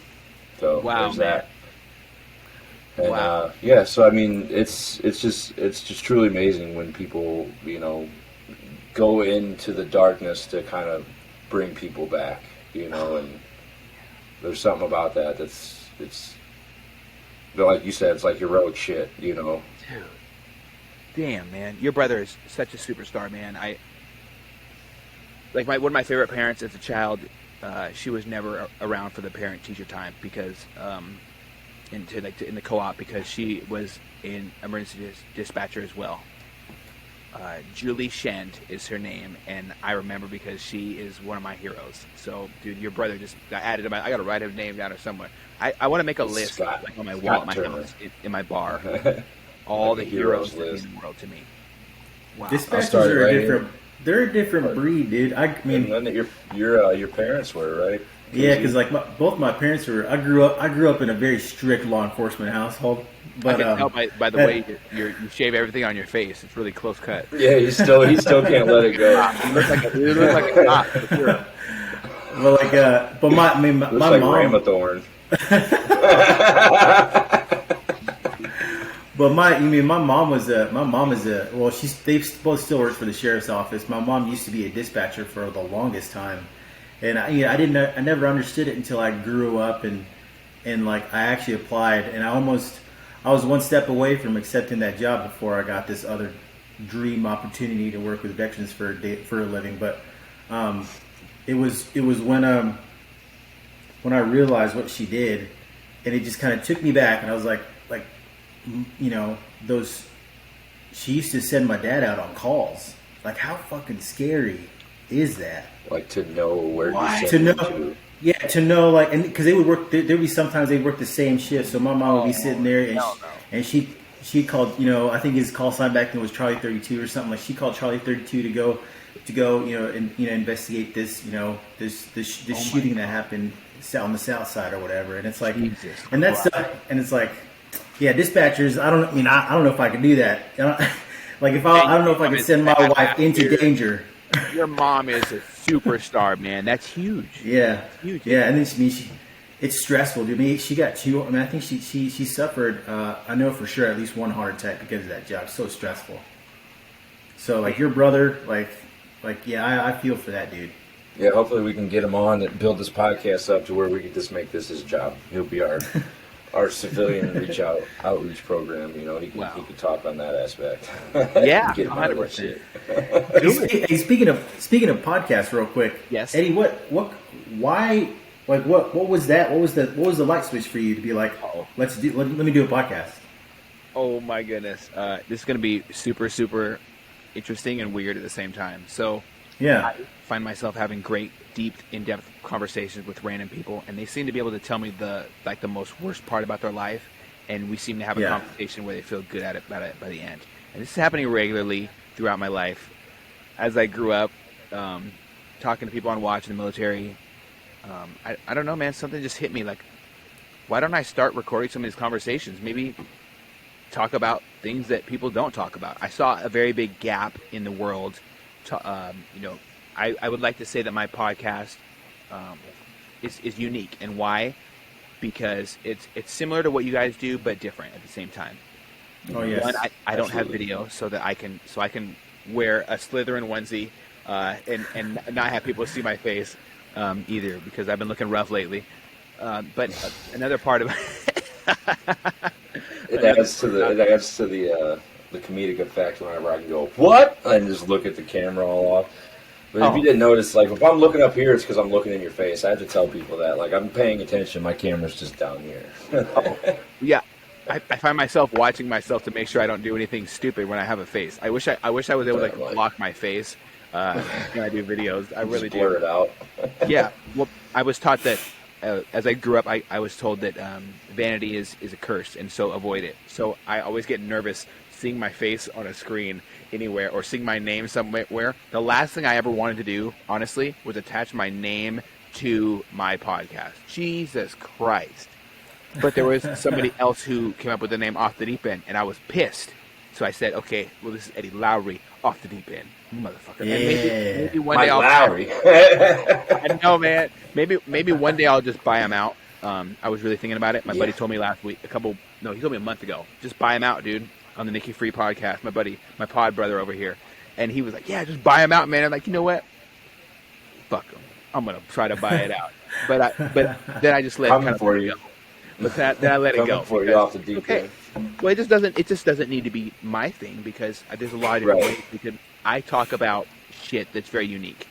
I've had domestic violence survivors sit on my couch and talk about experiencing that for the first time in any official capacity, not even their therapist, because the judge told them they didn't believe them. The cop told them they didn't believe them and let the assailant back in the property. The whole family didn't believe them. Those are extraordinary moments for me. My podcast is about expressing yourself. My podcast is about talking about lessons and not just going through things, but growing through them as well. It's definitely my mission, my plan with my podcast has changed quite a few times. I didn't anticipate to have police chiefs on or county deputies who have walked into active shooters and stopped the threat. I never thought I'd have on fitness superstars, bodybuilding superstars, veterans.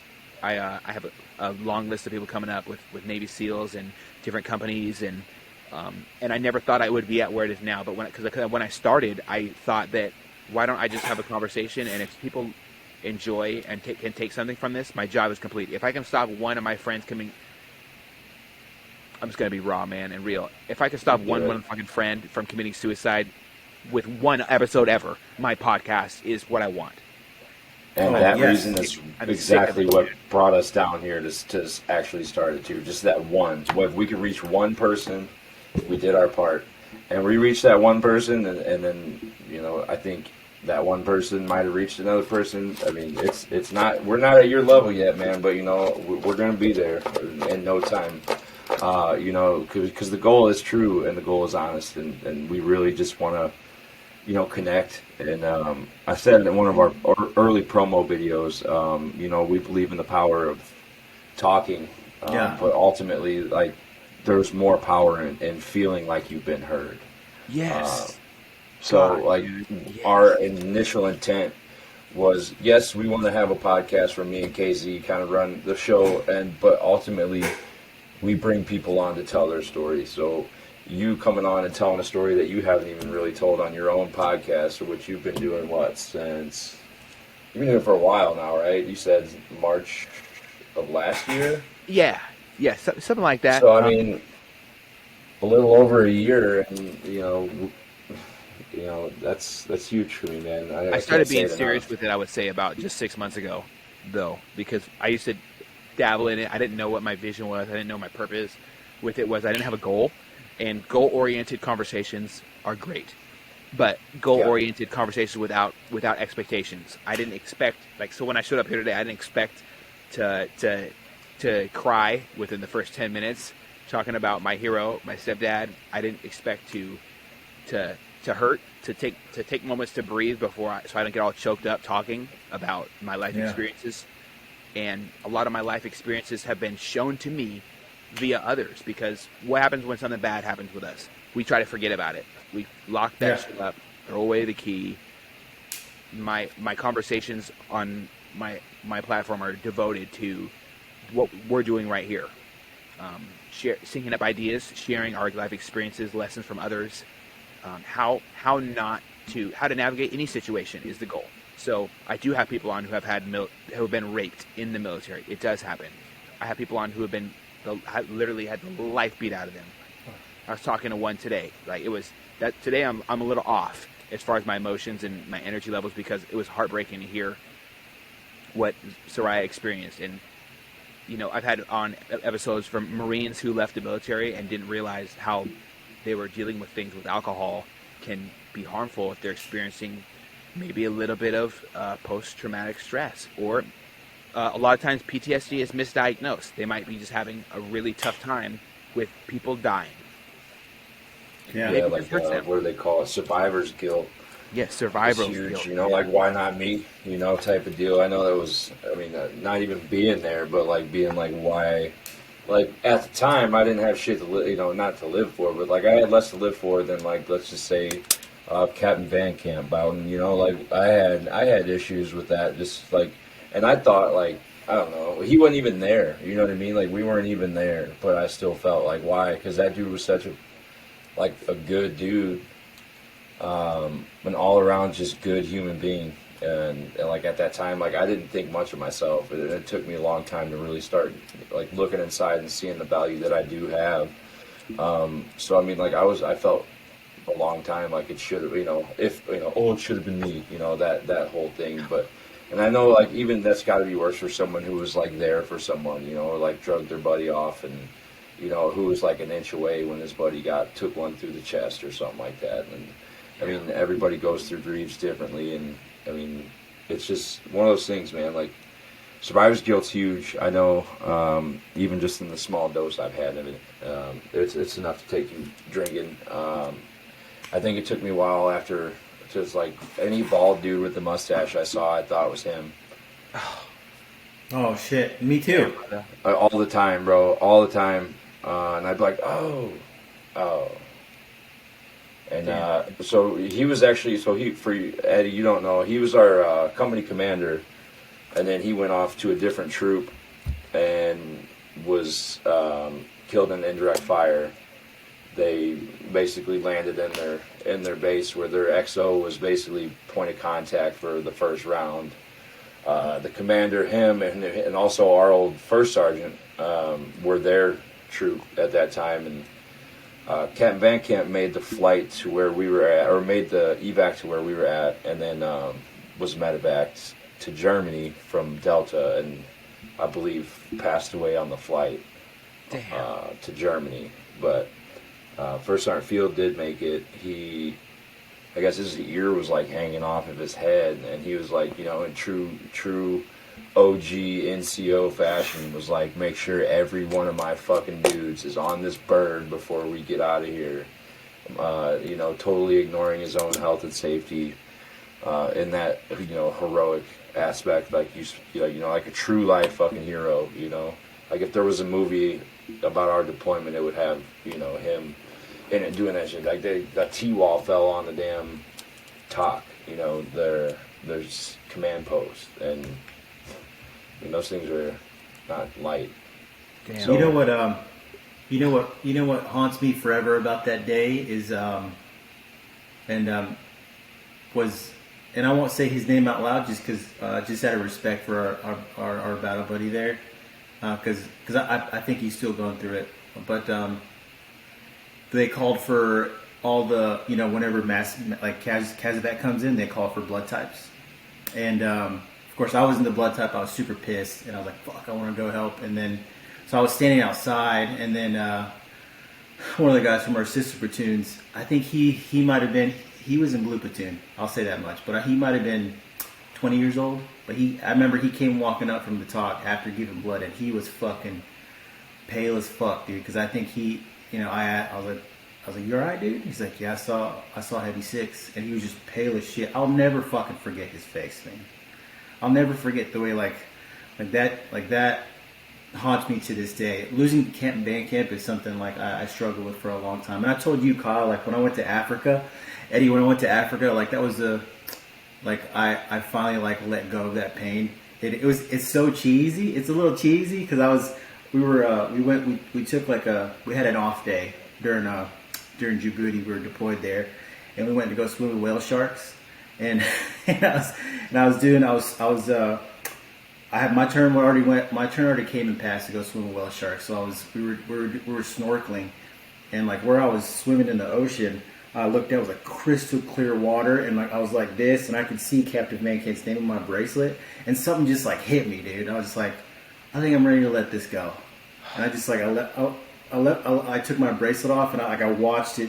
I like I was like, as soon as that thing hits the ocean floor, we're done grieving and we're growing. And as soon as it hit, I was like, it felt weird because I was underwater, but I was like, I felt like I could breathe. It was the weirdest feeling in the fucking world. And I wish everyone had that feeling. I wish everyone could have that moment of clarity and that's you know, we lost like the whole reason for this entire podcast was because we lost one of our best friends, unfortunately to suicide. And one of his family members reached out to us. Was it yesterday? Yeah, 2 days ago. Yeah, and like that survivor's guilt is something I'm still struggling through that because I refuse to go to the funeral because you know, it's like one of those things. Like for me, I'm glad Kyle was there to represent the rest of us and the others that went because I'm so afraid to meet these guys in person because if I meet the gang in person, I'm gonna realize he's not there and I'm gonna fucking lose my shit and I'm gonna crumble. So I'm still working through that. But getting a message from a close family member of his the other day, dude, I think that was probably the first step of me like realizing that I need to let it go, but I'm not gonna lie to you and say like it's that was the first step right there for me. Wow. So I won't say her name because me and Kyle agree we're not, until we have consent from his family, we're not gonna say his name out loud. But you know who you are. I really appreciate you reaching out to us and telling me, reading those words about how he was before his time. Like, I felt it. Like my wife felt it. So sorry, dude. I'm sorry. That's beautiful, man. Oh my goodness. Man, oh my god. Yeah, dude. That was tough. I did go Sorry. to the funeral, and I mean, as much as I'm happy to have been there, I sometimes wish I didn't go, or at least if I had just gone the next day, even, and just showed up for the funeral, like some of the guys did. Me and Rooster and Butters, we were there that night for the viewing, for the family viewing. We showed up. I was in contact with his other sister, who's a police officer out there in Oklahoma, and I told her, like, we'll be there, we're on our way. And I had no idea, but it was an open casket, and he took one to the head and was still alive for like a day or two afterwards. So they tried to put it back together. It just didn't look the same, for me, it's like I wish I didn't go because I got seen him like that, and I would have rather have just seen the casket. But ultimately, I'm truly thankful I was able to make it, and as far as the guilt about it, I wouldn't feel that shit at all. And I've said it once, I'll say it again, man. I went for anybody else who couldn't make it, and there was no "why aren't you there" about anybody. And it's hard. Everyone grieves their own different way, and I feel that dude with me all the time. Every once in a while, I'll just feel that dude, saying some stupid joke in my ear, or making fun of me for raging over losing my gloves. You remember that shit, dude? Someone took my gloves again, and then Nick was just sitting there like, "You fucking idiot, dude." You know, just like, you know, I said his name, but yeah, man. So yeah, that's why we're here. Wow. We went off the deep end. Dude, Thanks, you Ed. definitely did. I think we'd all be crying, like synchronous crying today, but I'm sorry, guys. No, don't, Took me never took me apologize. 9 episodes to actually cry. There it was. I'm proud of you for expressing yourself, man, and to you as well, man. There's so much beauty that can be found in being open and honest about who you are, who we are as veterans. We are our brothers and sisters. That's who we are. That's why it's so bad when one of us removes ourselves from the world, because we are all like I am a piece of every single They person. take a I piece serve with you. ever, Yeah. and it never leaves. And thank you for expressing and sharing that, man. And both of you, because it needs to be said. People need to hear this. Funerals are tough for me too. I really don't do well at them. I hate them. I don't. Yeah, I I don't wanna don't. go. I hate them. I hate them. I hate them. There wound up being 8 of us from the platoon, and his sister asked us to carry the casket. So naturally, we definitely did. So he got at the end of the day, you know, he got carried to rest by his brothers in front of his family, and we got to share some stories with his family.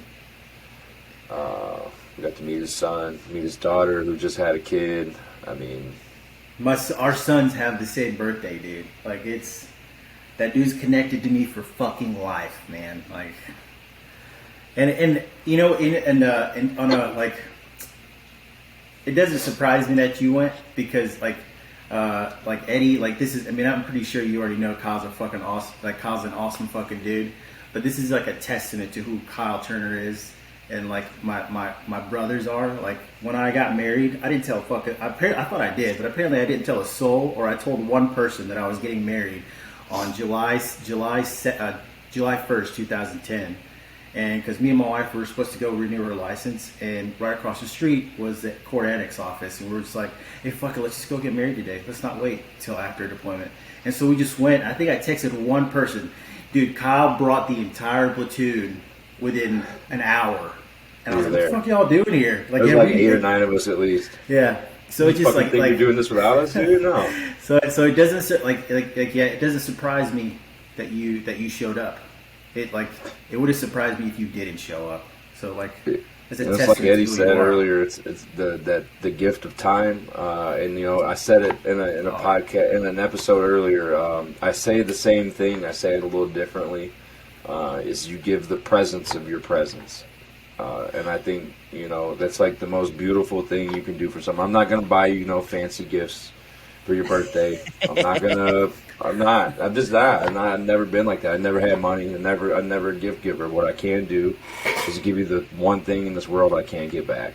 And if I truly care about you, I'm going to try to do that as much as possible. And that's just how I want to spend the rest of my life. I mean, regardless of where I was before, I know where I'm at now, and I know where I want to be. And that's truly what the fuck is going to happen. You know, because I'm not stopping until it happens. I'm not stopping until the 3 of us are sitting on a beach somewhere with our families, just cheersing like to a good year of podcasting, and to many, many more coming, and to all the people we helped along the way, man. And I want to start events, and I want to build as many bridges as possible, dude, and like get people up here. Like, let's go hunting. I got a cousin, or my wife's cousin's husband. I know it's a lot, but he's one of the top hunting guides in the state. Over western side, so I mean, he's big in. They go into Montana and they pull in some big game, and they do some true pack them in, pack them out, like 7-8 day hunting trips. You know, so we can get some guys together and you know, do that. That'd be awesome to start. Or I mean, shit, even anything, man, anything. We pick a state and just have a camp out, and then just make money for pick an organization. You know, that's. I think there is one. I mean, I do want to wrap up here shortly, so we'll go ahead and finish it with fuck, man. It's such a good show, this one. I just want to say something before we wrap up this little piece right here. Dude, Yeah. you both need to give yourself some grace when it comes to dealing with the things you've experienced, right, with your brother. And I say that directly because how beautiful is it that you're keeping him alive, his memory alive. He is going to have an impact on so many others through your episodes here. And you deserve to forgive yourself, even if it's only a little bit. You deserve to forgive yourself for whatever happened, because you can only control what you can control, and you didn't shoot it, man. You didn't send that bullet. And the beauty that you're creating right here is going to impact others on his behalf. So keep rocking, man. For real, keep rocking. You're doing a beautiful thing here, and I can't wait to see how this grows and the different people who you have on next. Like I'm always excited. What's next? You know, there's no limit to this thing impacting others. There's no limit to impacting others. There's no limit to helping others through tough times in their life. This episode specifically can help others because you're talking about something that people will not talk about. Survivor's guilt is huge. I have a buddy who's with his teams for 20 years. Went contracting afterwards. Things happen. Not going to talk about it because it's very, very, very, very not good to talk about things like this. Not going to name him, Right. Because he's incognito. He doesn't have an anonymous. He's anonymous about all the things he does, unfortunately. But he lost two of his best friends just recently, and he's having to deal with that. And it's beautiful how he's looking at it, and he's trying to work through it for them, because they deserve. Everyone in your life right now deserves to have a full version of yourself. And feeling bad about what you did or didn't do is doing yourself a disservice. You deserve to be. You love yourself, brother. For real, both of you love yourselves. And thank you for talking about it, because it's going to help others. It needs to be talked about. Thank you. Please, I'm so thankful for. I would not rather be anywhere else but where the fuck I am right now, hearing you express what you just expressed, because it needs to be brought up. Thank you. I appreciate Thanks, that. dude. You know, it's and I think we kind of touched on it earlier too, about like, you know, all the different twists and turns in life that could have not brought us to right where we're at. Like if you had decided to stay in the Navy, if I didn't smoke a joint with my ex-wife on Christmas, if you know, if, but you know what, dude, if ifs were fifths, we'd all be drunk. I don't know if that's a thing, but It we is can now. do it.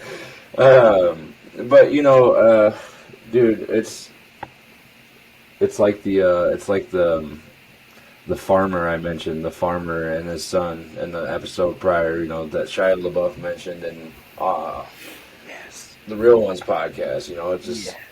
can't call it. You know, Call it. it's as for life is. You know, today could be one of those.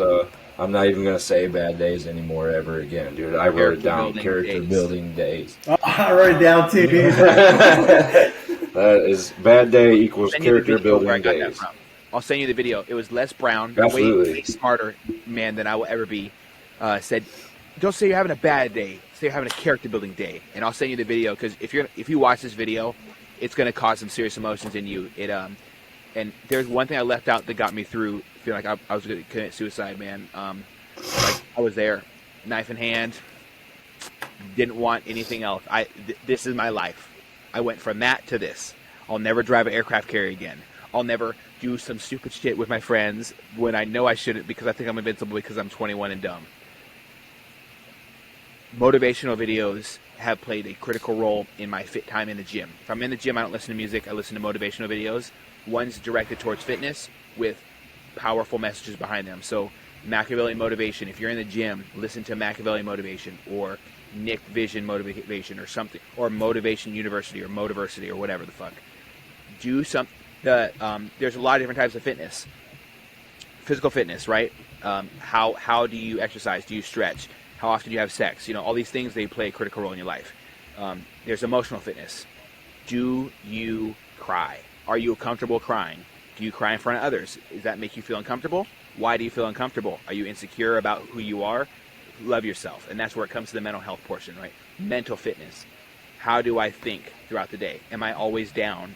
Do I appreciate the tough, shitty times in my life so I can have the highs? Another one is spiritual health. Am I ready to die right now? What? Oh shit. Who have I not told who I love them? Right? Like I can tell you, I've never met you both. I love who you both are. You guys are great human beings. I love you too, man. Often, man. Who haven't I not told who I love? Who have I not told? That's a prop. I seek it. I seek telling others that they are loved, because we don't have to be in love with somebody to give love to somebody. You know what I'm saying? Exactly. You know what I'm saying? Okay, so that takes the weird part about it away. Wait, so we're not gonna snuggle when we meet up? No, I don't think we're snuggling, man. But I'll tell you what, you can get a hug. Well, And if you're crying, well, don't be weirded out when you see me and Boughton snuggling, because tanks are a lot smaller than aircraft carriers. I'll tell you that.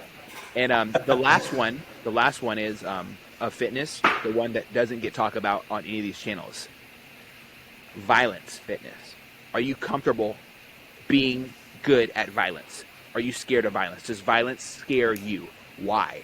Investigate that, because it's probably tied into those other fitness portions.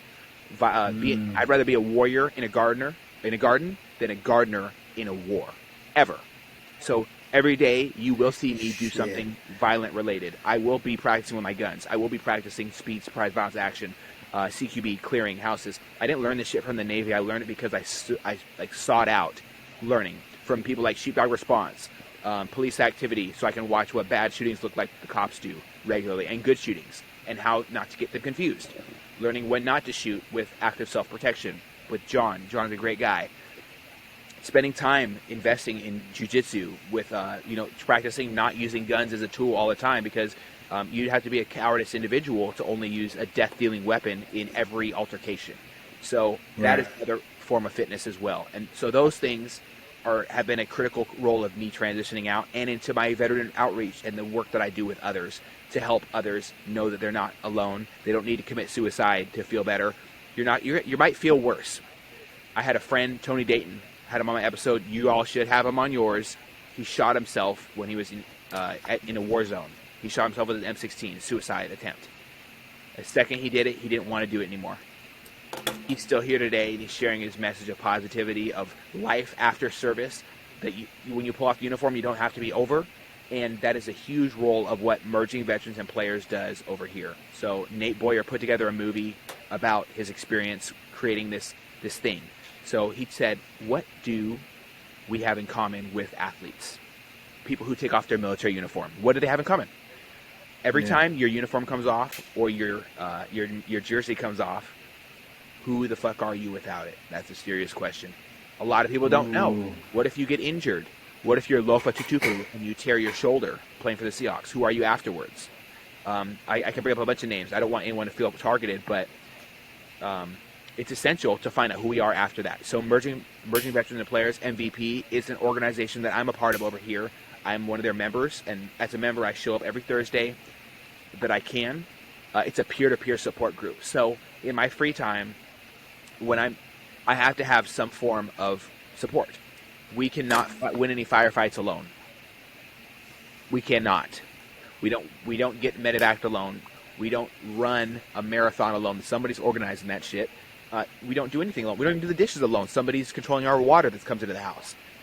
I have a team of people who I can reach out to at any moment at the tip of my fingers on my phone when I'm going through a tough time, when I need support, when I'm nervous about a mechanics exam that I've been working towards for 6 years. And I really have really bad dyslexia and TBIs, and my brain doesn't work the way it's supposed to. And reading words hurts my brain literally. So now I have to take a 4-hour exam with 160 questions about all the shit that I learned years ago. They were there for me, helped me through the anxiety moments. When I found out my brother was killed in a DUI car crash, they were there for me.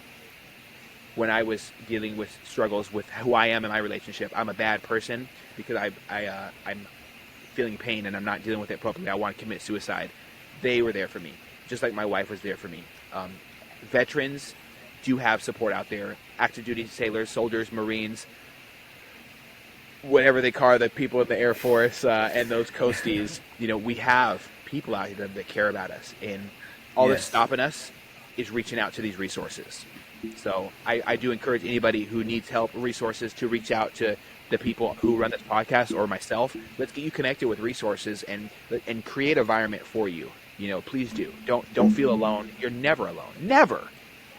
There's way too many people on this earth. Just walk to your neighbor's house and be like, "Hey man, I need to talk right now." He's gonna be like, "What did my dog do?" And it's like, "No, I just want to talk." Right? Talk to somebody. Fucking A. Don't do it. Don't pass the pain. Don't do it. No. Talk to somebody. Yeah. Hell yeah, dude. Yeah, hell yeah. Yeah, dude. Fuck. Eddie, that was a lot. I really appreciate you coming on today and I wouldn't miss sharing, it. Nowhere else I would rather be right now than this. Sharing your story for one, sharing your insight and just all the insight you gave about transition and mental health. I think that stuff's very important. We try to tell every time I post something, I try to say you're not alone, because that's the truth, dude. And I love that analogy you gave. I'm gonna cut that up and I'm gonna blast that all over social media about the fact, because I haven't been able to put into words of in the military we weren't alone. Why should you be alone post uniform? Because that's that shouldn't be a thing. That shouldn't be a thing. Ever. There's so many more. There's more veterans than there are active duty. You know what I mean? There's more people out here that have served than are serving. Yeah. Exactly. Yes, brother. 100%. So there's no reason why we shouldn't all be on the same team. Yes, man. Yeah. Y'all do bring it up a lot. There's a bunch of people who I'd love to connect you with as far as episode guests, because absolutely they would love to get with you and talk with you and collab, because there's something over here on our side that Josh wielded, my brother started, called P&W Vets, and that's there's hundreds of people all up and down P&W who are veterans, veteran service organizations, veteran families, Gold Star mothers. Holy shit. Ooh. Great human beings who didn't know that these resources were here. I didn't know that I had an advocate who was waiting for me, Lucas, my Wounded Warrior advocate, who was waiting for me to send him my information so he can help me get my disability. I didn't know that existed. I thought that I was just a pussy if I filed for it, because I don't have any bullet fragments in me, but my scars aren't seen on my skin. Exactly. And it's a shame. It's a shame that I was made to feel and have felt for a lot of time that I couldn't find resources. There are plenty of resources, so I'll connect you with them, and we'll maybe we'll start a Midwest bets or something like that. I don't know. I'm all about it, dude. I'm all about it. And he's in South Carolina, so I mean, we can go coast to coast on this bad boy. There's no reason why we can't get huge. You know what I mean? If they I'm the kind of guy too. The same thing. So you can ask Bowden. I'll get an idea at 2 a.m. and he'll probably just ding, oh, there's fucking Kyle texting me some bullshit.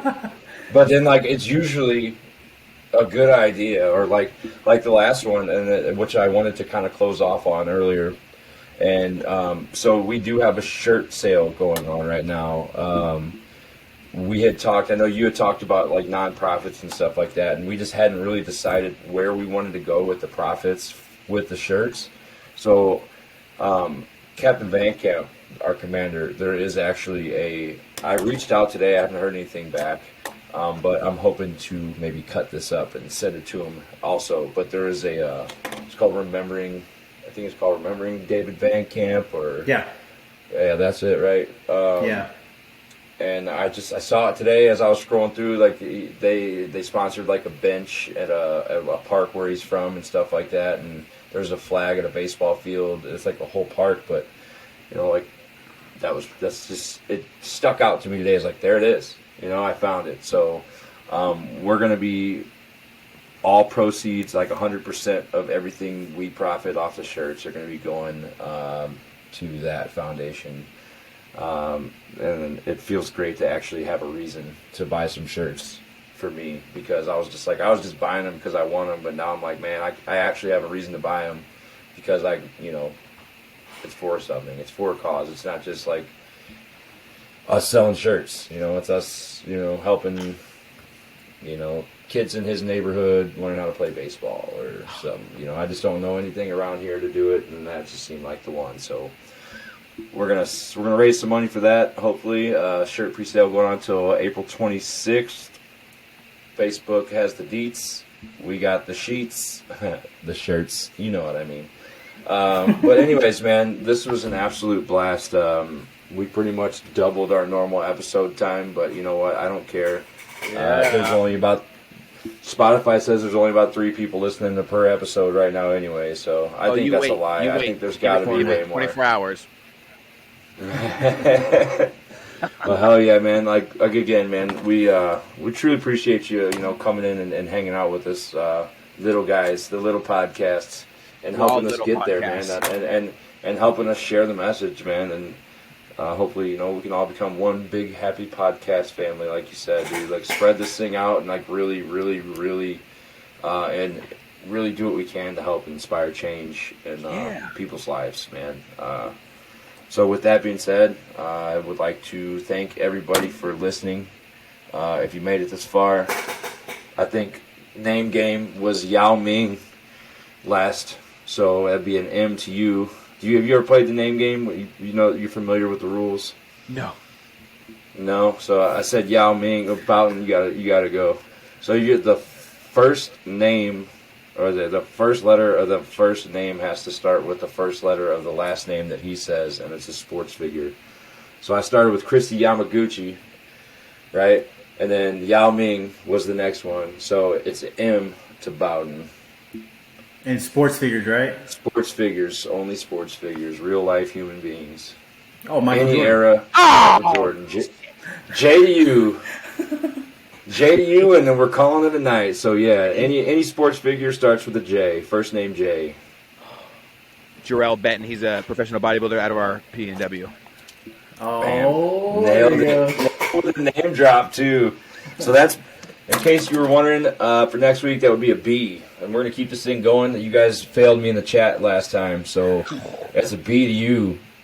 Comments are welcome. All right, I'm gonna put it back up, and again, man, thank you all for coming. Thank you, Eddie, for hanging out with us. Absolutely. One thing I want to do is just, hang on, if I can find the button.